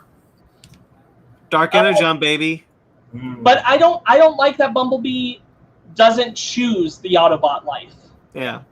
But it is forced upon him, and then he's like, I guess that's cool. Because he's Bumblebee. Because we don't go into like why he was an objector of choosing sides. Really, we don't. Right. It's an interesting take. Yeah. But it's not one we explore. I like that, like, again, going back to the sound blast. Feeding the virus to Magnus was sick as hell. That's probably my favorite, like, image is that poor robot strung up, and then he, like, lights up, and he's, like, shaking with virus juice, and I'm like, oh, shit. Yeah, I like that, too. Yeah. Poor Moonracer. Of course, it's another female Autobot killed by the Zombots. Okay, so real quickly, so the female Autobots are very late additions to the canon, even RC. So first off, where was RC? Oh, I remember RC was with Sound RC was Blaster. there. Yeah. Mm-hmm. Yeah, she was there for a hot second, then never saw again. Okay, so you have not transforming, by the way. For a Transformer series, I expected more transforming. Yeah, me too. That's my biggest problem. Not enough action. Not enough action. It's the same issue like Transformers: Age of Extinction. No. whatever the last one was, last night. For a show that's doing so much talking, the talking isn't good enough, and the action isn't high enough. Yeah. For a Transformers series, just like Transformers the Last Night, if you're not transforming, I'm docking points. There's some, but it's not a lot. Like, everyone should have a vehicle mode. But the female Autobots are very late to the canon, especially these new ones like Alita, Moonracer. There's Windblade, I'm sure is going to show up eventually. But you have so few of them because they just don't have enough. There's so few of them, and you're killing them. Or abandoning them. Yeah. Frustrating. Absolutely frustrating. My problem also is, even with, there's a lot of clone characters that just get killed off or have like one single line, but like it's kind of the problem with some of the Transformers movies where you have a lot of like generic looking grunts. Mm-hmm. There are so many Transformers. There's no reason you needed 6 clones of the same dude in this battle. You could have 2 more original. Maybe it's a budget thing. Probably a budget thing. But I'm like, man, like maybe they're saving them to be on Earth. I'm like, sure, okay, but like, man, there's so many characters they could have used instead of like these random grunts. Yeah. Like, okay. My one last major note is that I really love Impactor's sacrifice for Ratchet. Yeah. That whole little bit of story totally worked for me, pretty much because it is on some level trying to be a heart of proving that there is more than just bad Decepticon, good Autobot. Yeah. And boy, do I wish the show was all about that concept. I can't get over that the show frames this idea that Optimus is probably in the wrong. Even if his actions work out, he's in the wrong. It's a Zack Snyder approach. Because he's going to... I didn't say it. We're all dead already. All the Cybertronians are dead already. That's Optimus's viewpoint. They get rewarded. God shows up and helps them out. God. It's not punishing enough on Optimus for like being too blind in his optimism. It's not doing that enough, and it's not. It is frustrating that you have a final episode where the villain is saying, "Dude, you're literally about to pull extinction," and I'm like, "Yo, I agree with the bad guy. On paper, this is not okay. I can't side with you, Optimus. You haven't justified this action." He's just unreasonable. Yeah. All right. Well, they talk about like you're inexperienced still. It's like, okay, well, how long after the war did he become Optimus Prime? And how long has it been? Yeah. I don't think that they did enough thinking about what the actual like history of their interpretation of the war is. Like I think that obviously answers exist about most of this in comics, just the way that Ben knows it, just the way that most of us are aware of it. But they didn't seem to like chart out an idea at all of how these events line up. Like I said, the whole Alpha Trion where Megatron landed doesn't really make sense with a Megatron who opens the show saying, "I kind of believe more in revolution than killing everyone." Dude, but I murdered Alpha Trion. There's a giant memorial piece of Megatron killing him that he's like preaching to people over this giant statue of him killing him. Like, but you're also supposed to be like the neutral one here. Like, you're giving me really conflicting things. Like, messy. Yeah. Anyway, Ben, you got. Give me something. You liked it. You can tell Ben, you liked it. Like, I'm not trying to shit on you. I mean, I'm not trying to convince you guys to like, hey, you should like this thing. Because one of the things that I thought was, I just liked how it took the. God, I'll still watch the next part. I liked it enough to. I know. I will like to watch the next part because I'm actually hoping that the next part does bring us some of the questions that, like, why did Megatron turn on Alpha Trion? How did Optimus and Orion Pax and Megatronus meet, and how and what the caste system was before the war? Of course, that should have been in season 1, but that's not where we're getting. So, hopefully, they learn from mistakes. But I highly doubt they will because they're on their way to Earth. I mean, it's already done. So, so looking into what the next season is, like, I didn't look at like plot for plot, but I looked at what the story of the next 2 seasons are, and they're, unless they do lots of flashbacks, we're moving forward, which bums me out. Like, season 2 is Earth. Season 2 is Earth. Again, season 3 is like I don't want to get, if you don't want to know, like, season 3 is the batshit crazy season, but it's still not the season that I want. They're just doing something crazy. Like, season 3 sounds like fun, but it's still not the show I came for when you said Cybertron. Yeah, we came for the war for Cybertron. We're getting like season 1's on Cybertron, seasons 2 and 3 are on planet Earth. It's like going to be like just repeats of stuff we've already seen just in this animation. And I'm like, oh man, I don't want that. Yeah. Ben, you were on Sorry. something before we tangented away. Yeah. Because one of the things I did notice at the very beginning was how Megatron kind of was making sense. And I was like, oh shit. But as the show went on, and you see Megatron get more unhinged, you see him like let Soundwave take away all the safety. Because even not Soundwave, Shockwave. Shockwave says you put in place safety restrictions, and then he's like, Yes. fine, Yes. unleash him. And even when they do the virus part, and Soundwave is like, I have to warn you, this is going to damage all of Cybertron if they do. So now you guys are talking about Prime taking the Allspark off of Cybertron, and that's already killing. That's going to automatically, like, Cybertron is going to die. Right. And Prime. Here's the thing. That's what a lot of people believe. Yeah, and that's what a lot of people believe. Prime has no reason not to. Right. Oh shit! I had something. We were talking about the Allspark and how the Allspark, but essentially Megatron already destroyed a bunch of the planet already. The war destroyed physically, and then with the virus screwed everything up. So taking the Allspark off of Cybertron, we all can see at the end of the season, the planet doesn't implode. Sure. But taking the Allspark off of Cybertron essentially doesn't do it. It's Prime taking away the weapon that Megatron is going to use to forcibly change everyone's minds. That was the thing that Optimus didn't want Megatron to use it for. Optimus was like, I'm not giving Megatron... Like, when Jetfire... I hate that Jetfire doesn't tell us why he joins the Decepticons in the first place. I also hate that. I was like, I can't remember. That's a cop-out line. Screw that. But Jetfire... obviously, with Jetfire turning sides, seeing how Jetfire is an honorable man, there's a line in one of the earlier episodes where he says, there is no honor in this. Yeah. Mm-hmm. There is no truth. This is not like when he's challenging Starscream, he's like, Starscream, chill the F out. Because Starscream is obviously more radical, and then when Jetfire turns to the Autobots, he's like, there's no honor. I don't want to see an entire race destroyed. Yes. Just real quick about the Allspark then. What we're talking about is when they say if you take the Allspark off the planet, it will destroy everything. That includes everybody that's on the planet. Everybody will die. Which, and I want to say, like, unlike other Transformers things, this show went out of its way a little bit to expand on the fact that there are Cybertronians, there are many Decepticons, there are more Autobots than are on the ship when it goes through the space bridge, and there are people who have not joined either side of the war. Optimus is potentially condemning them all to death.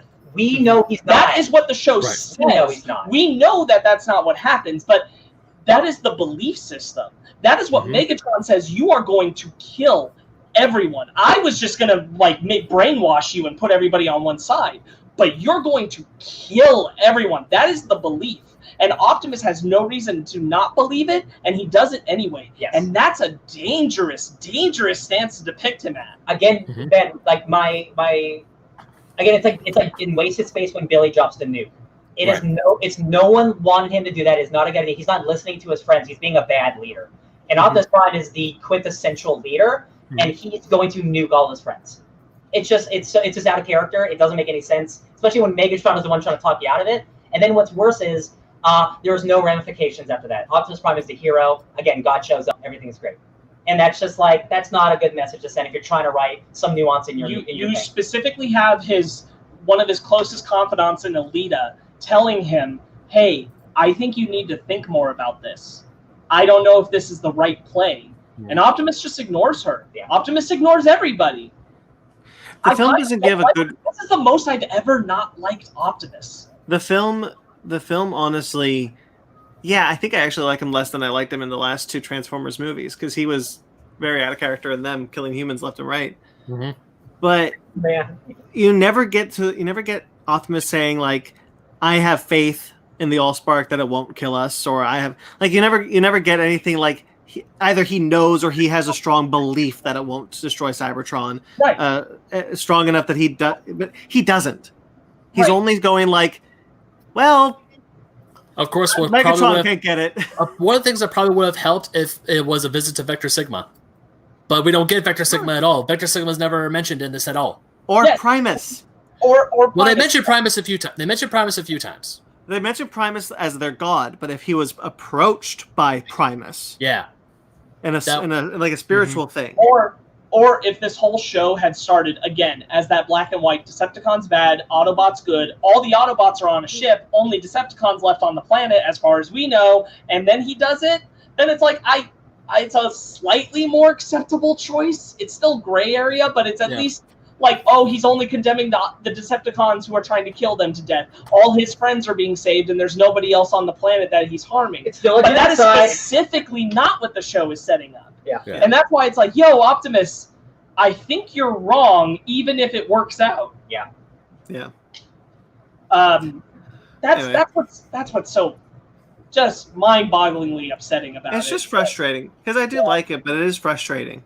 Again, there are things that I really like about it. It's just there are so few and far between everything else. I think more than anything, what it is it's so frustrating because like there's clearly a good show, like not just a good show, a great show, analyzing the politics of the Decepticons versus the Autobots. In this, they just didn't go for it, and that's almost more upsetting than if they just done the generic Autobots, Decepticons, go to Earth.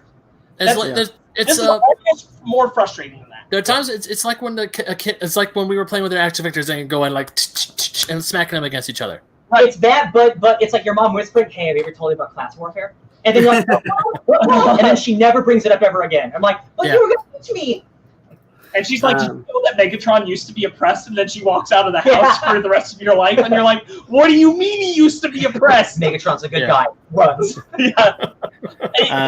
That's why it's so. And then just the caveat I think that we can all agree with, which is we wanted a War for Cybertron trilogy, where what happened at the end of this show was the end of the trilogy. Yeah. Yes. And this show didn't do that, and I think we were all just in general disappointed by that fact. And that's kind of a general feeling about it. But I do think the animation overall is good. Yeah. There's obviously some nice things in here, or I wouldn't be so upset. Yeah. 100%. Okay. Do we want to move into our book club? Do we not rate these things? I don't know. Because it's a show. I don't know. Like a long movie. A long movie. Yeah. I don't know. If I had to rate it, probably 7. Yeah. Yeah, me too. I would go like 5.5. Yeah. Probably. Because like 7's a pass, and like a 6. I guess. I want so badly something that actually does the things we've discussed. Mm-hmm. And I want a Transformers product that does that.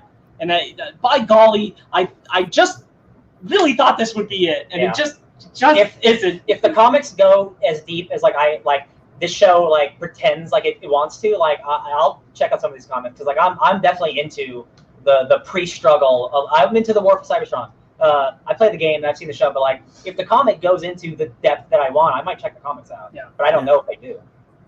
There are ones that do for sure. The current ones are going through the war. Which is why I was saying, like, I told him this while we were watching it. I'm like, I think the only way I'm ever going to get the Transformers stories I want is out of the comics. It doesn't seem like any of the shows or movies are ever going to be ambitious enough to actually do the stuff I want them to do. Instead of just be action figures fighting. Yeah. I love the idea of challenging Optimus's beliefs because I don't know that Optimus's beliefs are always right in any version of Transformers. I think he's a little reckless as a leader. Yeah. So I love when that gets challenged. I wish there was more of that. I love the idea of a Megatron who starts out being like, yo, some of you guys are a little too crazy for me. You got to pull it back. Yeah, 100%. So Ben, you said probably a 7 as well? Yeah. Okay. Ryan, 5.5 and Spark 6. Yeah. I do want the next one to be better. I don't have no faith in it while it's going to Earth. Yeah. Well, we'll see when that drops, whenever that is. I think they announced it. No, they just said coming soon. No dates yet. Okay. Okay, so let's move into our book club. It was my turn. Yeah. Woo! Bless you. Thank you. I picked a Spider-Man life story, one of Marvel's rare 6-issue miniseries. I was going to pick it in the near future, but you beat me to it, and that's okay. That is okay. Sorry. No, it's okay. It really is. It's okay. Bitch. No. Okay, so what do we think about this one? I'm gonna tell you right now, guys. I think this book's incredible. I think this is. I read it when it came out. This does what the Marvel Grand Design books do, but in an actual like much better narrative way, where those books are kind of. So the Grand Design books are every single issue that has ever come out matters. So they try to incorporate every single thing from the entire continuity into the X-Men Grand Design or Fantastic Four Grand Design. This kind of does that, but it weaves it into a much more traditional narrative story. But this also, one's not trying to match. And it's not. the time. I just mean it's the same type of storytelling. No, It's incorporating everything about Spider-Man's history while doing some retro remixing of it as well. Right. I think it was dope as hell. Sparks? Yeah, I love it. Boy, you want to talk about a solar opposite of what we were just talking about in Transformers. This totally explores the complexities of discussing war and what side you should choose. Captain and why. America! And holy crap. This is exactly what I wanted in the Transformers product, but here it is in Spider-Man. I guess that's cool. Ben? Yo, I love this book. Mm-hmm. I had a blast reading it. Man, this book was just great. Yeah, I had a great time. I really liked this book. It's my first time reading it for this book club. I love the art. I thought Zdarsky's writing is so on point. By the way, I love every Spider-Man costume that shows up in this book. So do I. Me too. Having Mark Bagley come back to do Spider-Man was so nice for me, being a person who loved the Ultimate Spider-Man run, and he does the majority of the art on that until he left the series towards its end, like its last 8th. I really love when he does these characters. They look so good. We talked about how it like weaved Spider-Man's story, and it's basically, for those of you who don't know, it is Spider-Man as if he would to age normally. So 65, he's 15 years old, and go on from there. Yep. That's one of the reasons why I love this book. And it mirrors every decade that it jumps to. It does mirror kind of the major events that happen in Spider-Man's life. It does the X-Men movie model correctly. Yeah, and one of the things that I really liked. Yes, it does. Yes, it does. One of the things that I really liked is how they handled the Clone Saga. I thought it was such a cool tribute to that idea. The stuff with Ben Reilly, that's a character I honestly no disrespect to him or the fans. I skipped the Clone Saga, so I didn't really read much Scarlet Spider, but this makes me want to check that character out because And the revelation of Gwen, the clone survived. Yeah. Oh. What a good twist on how to do the Gwen Stacy died bit without doing the Gwen Stacy died bit the same way. Everything in this book is something that's happened in Spider-Man, but almost all of them are twisted in some way. Right. Dude, the stuff at the end with Miles and Doc is Jesus Christ, I loved it so much because immediately you could recognize that is not Miles Morales. Or at least you recognize okay, this is a much darker Miles Morales than we're used to, and even Peter recognizes it immediately. He does the smile it's me, Doc, and I'm oh shit, dude. Every page of this book is so fun, and Mark Bagley's art is he's the quintessential Spider-Man artist, maybe, besides maybe Romita Jr. He does one of my Senior. favorite Norman Osborns. Yeah, dude. I love when they just make Norman Osborn with the waves in the hair this. Everything about this book feels classic, but also feels like a 21st century version of it. Everything, the stuff with Captain America, man, all the stuff with the political stuff and the war and what Spider-Man's responsibility and going to war. It's This book did Civil War better than Civil War. Oh, dude, Tony is such an asshole. Oh my god. Oh yeah. The idea of the Civil War being fueled by ramifications of the Vietnam War and 9/11 makes it so much better. Yeah. This stuff handles a lot of the event stuff, both in Spider-Man's life and the Marvel Universe, better. Or even just seeing seeing Captain America in Vietnam and him throwing his shield at American soldiers who are about to open fire on a civilian village, and then one of them looks up and says, "I heard you turned traitor." I'm like, That's what? a hell of a page. Yeah, that is. Just saying, Captain America turned true. What is going on? Yeah, because we were wrong when we were in Vietnam. Spoilers. I love all that stuff with Iron Man and what is your obligation as a superpowered person to help your country? Yeah. It's something that Watchmen deals and this is not it's not as quintessential as Watchmen, but this is tackling the same things that I want comics to actually tackle. And you can't do this in your regular Spider-Man book, but you can do it in its own story. Or when Peter and Flash are talking at the bar, and Flash tells him, "I'm going to war because that's what Spider-Man would do." Yeah. And it just hits hits him even harder. And Oh yeah. oh yeah, The Vision page. And then, who is just intangible at the center of where the nuke dropped. It wasn't because it's either because of the nuke or because of the horrors that he saw. Like, Right. Like, there's a whole the splash page. Like, Mary Jane's giving birth to their children. It's like Peter's never been gone this long. He's in Secret Wars. dude, Yeah. and all the characters actually age with them. So Reed's old, Tony's old. Like I love Reed's look. I love Reed's look. Cap and, Yeah.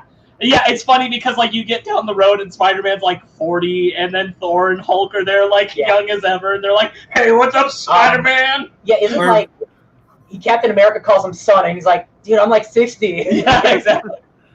the way that Peter gets the symbiote and how the Yeah. symbiote goes from him to Kraven the Hunter is just awesome. Oh, Yeah. and Craven again. Like that Craven's Last Hunt is an excellent story. Yes. If you've never read it, this is a dope ass interpretation of just like two pages of that story. Yes, Uh, I agree.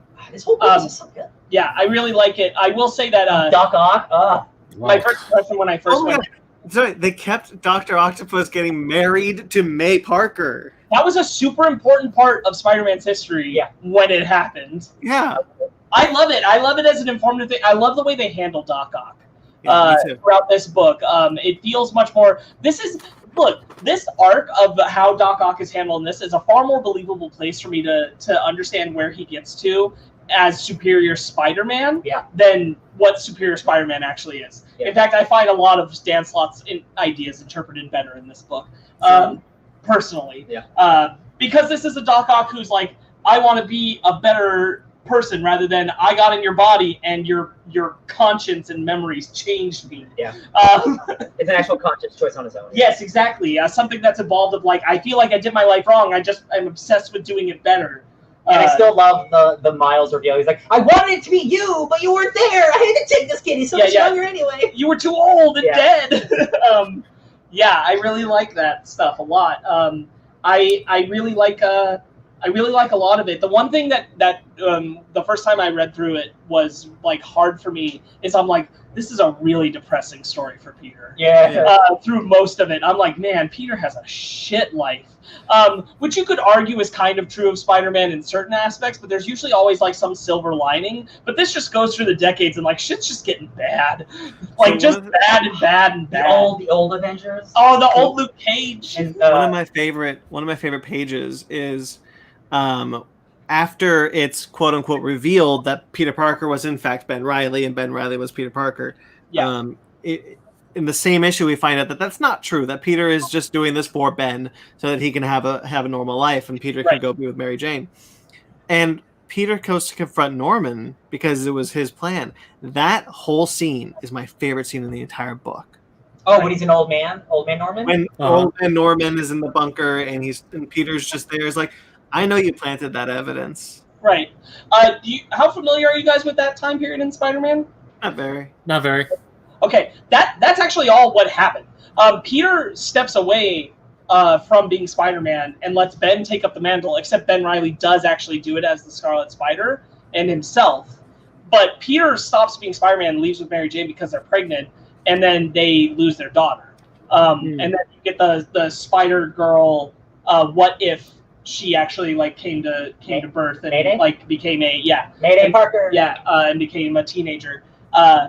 But all that concept actually really happened, and then Peter had to come back into the world and be like, "Yo, I'm actually the real Peter Parker." And So, I know.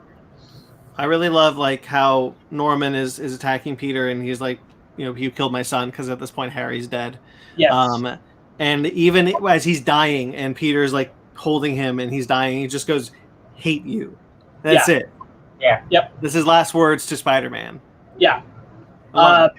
It's a great encapsulation of Norman and Peter's relationship with each other. Oh my God, At all times. they even find a clever way to do Spider-Verse at the same time as Civil War.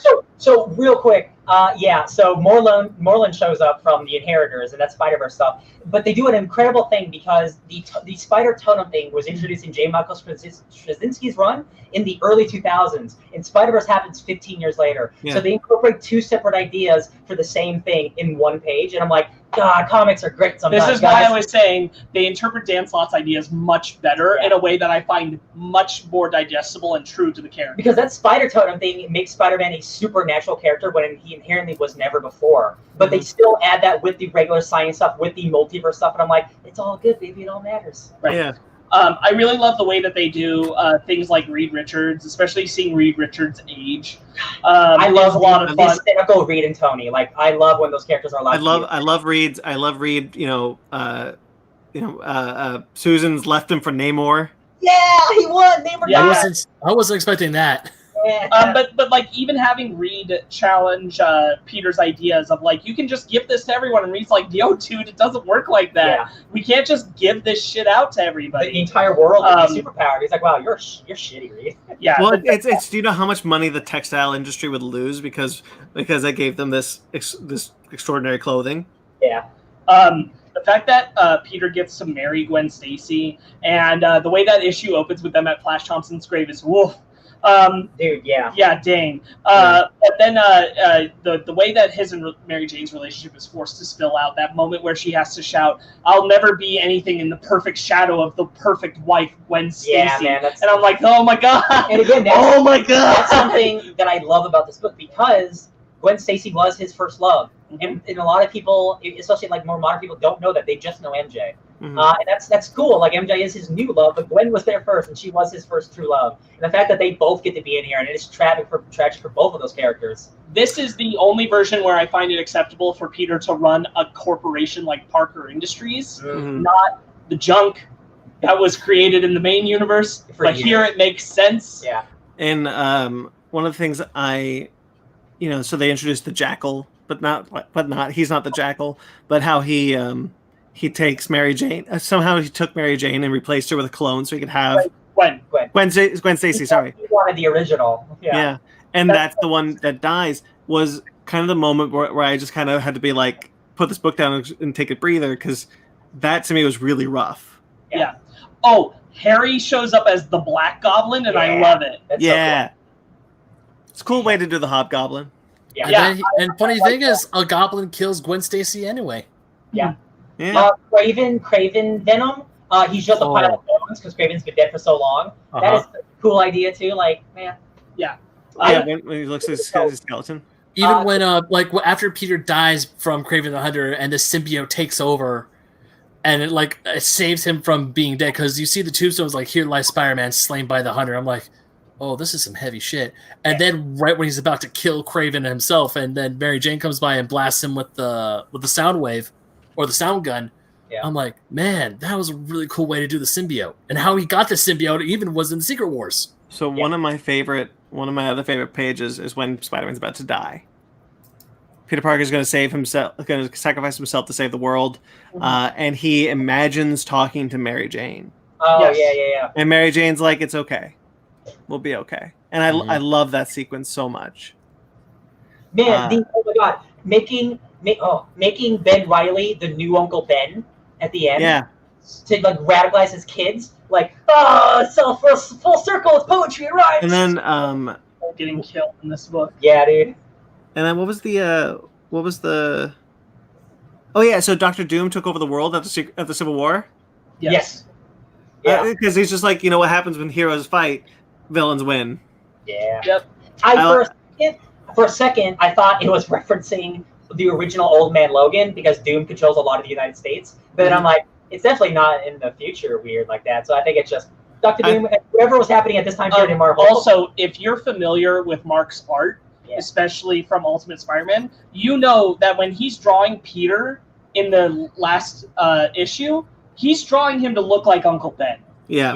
He looks a lot like Mark's interpretation of Uncle Ben.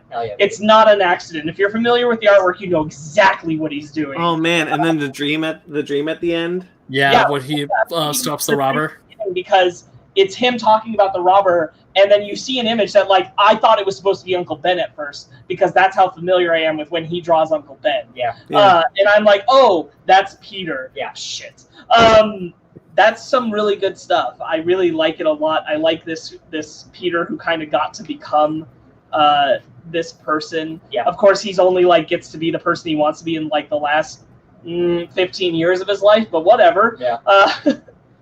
I do like the way a lot of this plays out. I especially like the use of Aunt May's power over Otto Octavius to bring back his heart and soul. Yeah. I think that's really useful and awesome. And then I also really like that in this version, Miles feels tainted by knowing that Otto is going around in his costume and he doesn't feel right wearing it. Yeah. And Peter's died, and it's like, yo, you're Spider-Man, wear the outfit. And Miles gets to wear the real Spider-Man outfit, which is awesome. Yeah. I really appreciate that. And then the end is like, this dream turned out really well, and he stops the robber in the dream, and that's the end of the story. Yeah. Yeah. I legitimately think this is the best Spider-Man book to come out in a really long time. And just like it makes me want more of these like life stories for other characters, but like I don't want to ruin Spider-Man's life story because I would love an Iron Man version of this where you actually get to see Tony Stark be an asshole. But I don't want it to conflict with this book. Maybe it doesn't have to. Maybe you can still tell the same story and just include Spider-Man when he's there. But man, I really want these more like not realistic. Let's analyze it is realistic. It's a realistic interpretation of like if these heroes aged through the years that we have written them, what would that look like? Because I would love to see Tony Stark, man, like because this is hard on Tony and Reed. What if you have a whole book where your main guy is a arms manufacturer? Like actually make that book. I mean, this is a whatever happened to the world of tomorrow in a sense of a Spider-Man. Yeah. This is him getting to have a full life story, and it is interpreted from that veil of like we say. We talked about a lot where they're not allowed to necessarily do this as much, where the consequences really matter, and growth really happens with the characters, and you're able to see that in a glimpse here with Spider-Man. And it's kind of shitty because honestly, when you look at the big events in Spider-Man's life, they really mess him up, and so it can be a little bit of a depressing read sometimes. Oh, yeah. But these are all the things that Peter did go through that eventually get undone or altered or forgotten or changed or whatever. But here, it all matters and it all happens, and Peter still strives to be a good person through it, even when he's not the best. Yeah. So I really like this costume. If I can show it up. I really like superheroes with collars. Yeah. And I think that costume's dope. I really like the costume design in this one. I really like the art in this one. I like the space outfits for the space Spider-Man. Oh, when he's the half black, the half spider. I like that too. Yeah, that's a good one. All of them are great. Yeah. I mean, you got that big splash page where he's fighting the imagination of the Sinister Six. Yeah. And it's also all the different costumes of him over the decades. Because he's like, yeah, I got an army. He's like, yeah, I got my own army too, baby. It's me. Yeah. There's some really great Spider-Man costumes in there. I like in the second issue when we get like the slight little bit of armor added onto him. Yeah. Like silver gauntlet pieces. Yeah, Mark Bagley is absolutely the best like Spider-Man artist. The way he's always like lanky, like he's like a spider. He's very long. Yeah. I love it. He does fantastic work with Spider-Man. All the characters. I think he puts a lot of heart on the page. Yeah. In all of them, which is incredible to see. I think this is really cool. It's a nice little, you get to have just this idea of, I think the best thing is them having to face the ramifications of the things that happen in our real world, like Vietnam. I think the way that's tackled is really well done. That it is a wrestling point for them about what's the right thing to do when you don't believe in the cause. Yeah. And that comes back to all the heroes. Later on is really well done. Yeah. I didn't expect it to go so deep on that, and I really enjoy that. Same. Yeah. And again, Chip Zdarsky, man, like that dude got famous drawing sex criminals, and now he's one of the premier Marvel writers. And I'm just like, that dude's dripping with talent. Good for him. I love it. And they don't say what happens to Helen, right? We just don't see her again. Helen Parker. Nope. No. Oh, she's kind of just partner. Yeah, she's just. Yeah. I assume she died. I was gonna actually ask about that because the next time we see Ben, he's alone. Yeah, I assume it's never talked about. It's never said. Yeah. I really like it. I really like it as a way that Peter and MJ kind of come together.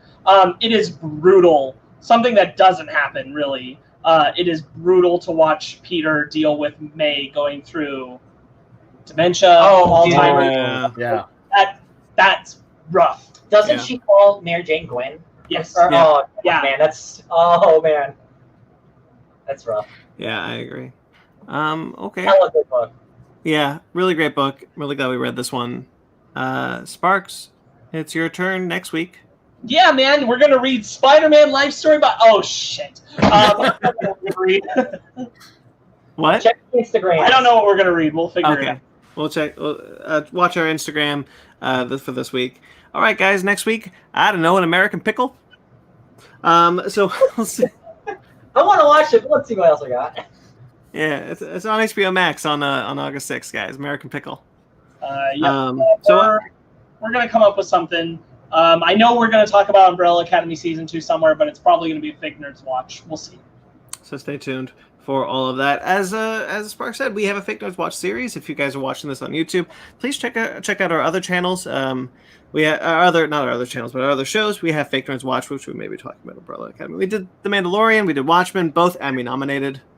You always forget the one you were on, Brandon. Mandalorian? Picard. Oh, I did a series with Picard and Downright Nerdy. I always forget too. I did a series with Downright Nerdy for Picard. That's right. Not Emmy nominated. No. Oh wait, maybe I think it got a couple Emmys. Maybe, I don't know. But yeah, I did do that. Sorry, Downright Nerdy. I'm wearing your shirt. Does that make up for it? Yes. So maybe he and I have talked about doing other Fake Nerds Watch. So we'll see. We'll see what happens with. We got 23 weeks of Star Trek coming up. Basement Arcade is our other show. We just finished Mortal Kombat 9. More coming. Baby. There you go. So check out all that, and then we also have our new show, Fake Nerd Book Club, which we just did episodes on Wasted Space, a comic book that was a lot of fun to read, and The Pride, a comic book that, well, we're not continuing with it. So check out those episodes up right now. 4 episodes of our new show, Fake Nerd Book Club. And we also have an upcoming episode of Mighty Morphin Power Rangers Volume 1. Do we stick with that one? Watch and see. We also have a Michael Morisi interview coming up. Stay tuned. That'll drop sometime. I got my shift covered that day, so I'm going to be on it. Nice. Assuming that he's also there. Things happen. It's COVID, baby. So guys, like and subscribe to this channel. Find those videos. A lot of cool stuff on here. We just keep on giving. We're the podcast that keeps on giving, whether you want us to or not. We also have a Funko. No, we don't. Sorry, we don't have a Funko affiliate anymore. That contract expired. No. Hey, if you guys like Funkos, just go buy them at the store. Just do it. I mean, it's not going to help us. And then send us 1% of that. Yeah. Guys, just buy them on the secondhand market. I mean, the Black Lightning Funko is at least $200. That's not so bad. Anyway. So much money. So yeah, we're not a Funko affiliate anymore, but we do have Patreon and we do have a TeePublic if you'd like to support us financially. Our Patreon still has our 2 tiers up. Thank you, Zoe Jean. Joey's on. Joey's on for doing. And have a good week to you, Bye, Meg. Bye. Thanks for stopping. So we have a bunch of cool stuff on our TeePublic. We don't have the shirt, but we got a bunch of cool shirts that I just recently bought a lot of our shirts. Because I'm a shill for my own merchandise, whatever. We got the Fake Nerd Book Club logo is up there, designed by Mike Matola. All those links are in the description below, and we also have a website. You can find that website at www.fakenerdpodcast.com. Everything's there. You can find everything we got there. We also still have our Fake Nerd Podcast masks. Pinky's out. Bought one. Thank you, Ken. Signed by me. Yeah. Yeah. I love it. That was dumb, but hey, I did it. Nah, Brandon is the most important member. He's our leader. You're saving lives. He messaged us. He messaged us like, can I get it signed? Like, it would just be my signature, but sure. It's like, Throughout the years, he'll collect all 4. yeah, there you go. Come to conventions. We'll have a booth anyway. So yeah, we're still selling some of those. We got plenty more. Guys, let's beat this thing. Let me see my friends. And thank you to everyone who listens. Thank you to everyone who watches. We greatly appreciate all your support over the years. Thank you to Jeremy Bellucci. New music is coming, guys. Stay tuned. Oh yeah. Not intro music. That's I like that too much to make it go away. You can find him at Jeremy Bellucci Keyboards. And And he does our theme music and our intro music. He also does a podcast called Suburban Proctologist. 9 episodes out now. Check that out on iTunes, facebook.com/suburbanproctologistofficial, or Instagram @subprocpodcast. I mentioned you up top a little bit before. Mike Matola, thank you so much, Mike, for our now 3 logos, Miscellaneous, Fake Nerd Book Club, and whatever this show is called. You can find him at Fake Nerd Podcast. Thank you to everyone. You can find us on Twitter, Instagram, Facebook, all at Fake Nerd Podcast, fakenerdguys@gmail.com. If you can touch us personally, I'm at BT McClure on Instagram and Twitter. Sparks? You can find me probably reading some other comics that are not X-Men, because I caught all the way up on X-Men. Until Wednesday. Until Wednesday. At SparksWitty on Instagram and Twitter. SparkZ Witty. Ryan? And think about how Transformers disappointed me. You can find me at DJ Tony Snark. I don't know if I want to stream Avengers stuff or I want to make like a specific video for Avengers. That game coming out. We'll find out on Thursday. So we have to come up with a new Basement Arcade too. We're working on it. No, it's coming soon. There you go. Avengers will be a special. Ben? Yeah, you can find me playing video games at BenManga27 on Instagram and Twitter. You can also find me writing about video games at oldschoolgamermagazine.com. Like I said earlier, my review of Panzer Paladin is in the link in the description below. Subscribe to us on iTunes, Stitcher, Google Play, TuneIn, Spotify, iHeartRadio. If you are watching this, thank you for watching. Like and subscribe. Like this channel. Subscribe to this channel. Like this video. Do all the cool stuff. Rate and review wherever you get us if you're listening. Until next week, guys. What'd you say? Thanks for staying up late, all these people. Yeah. Yes. All right. And until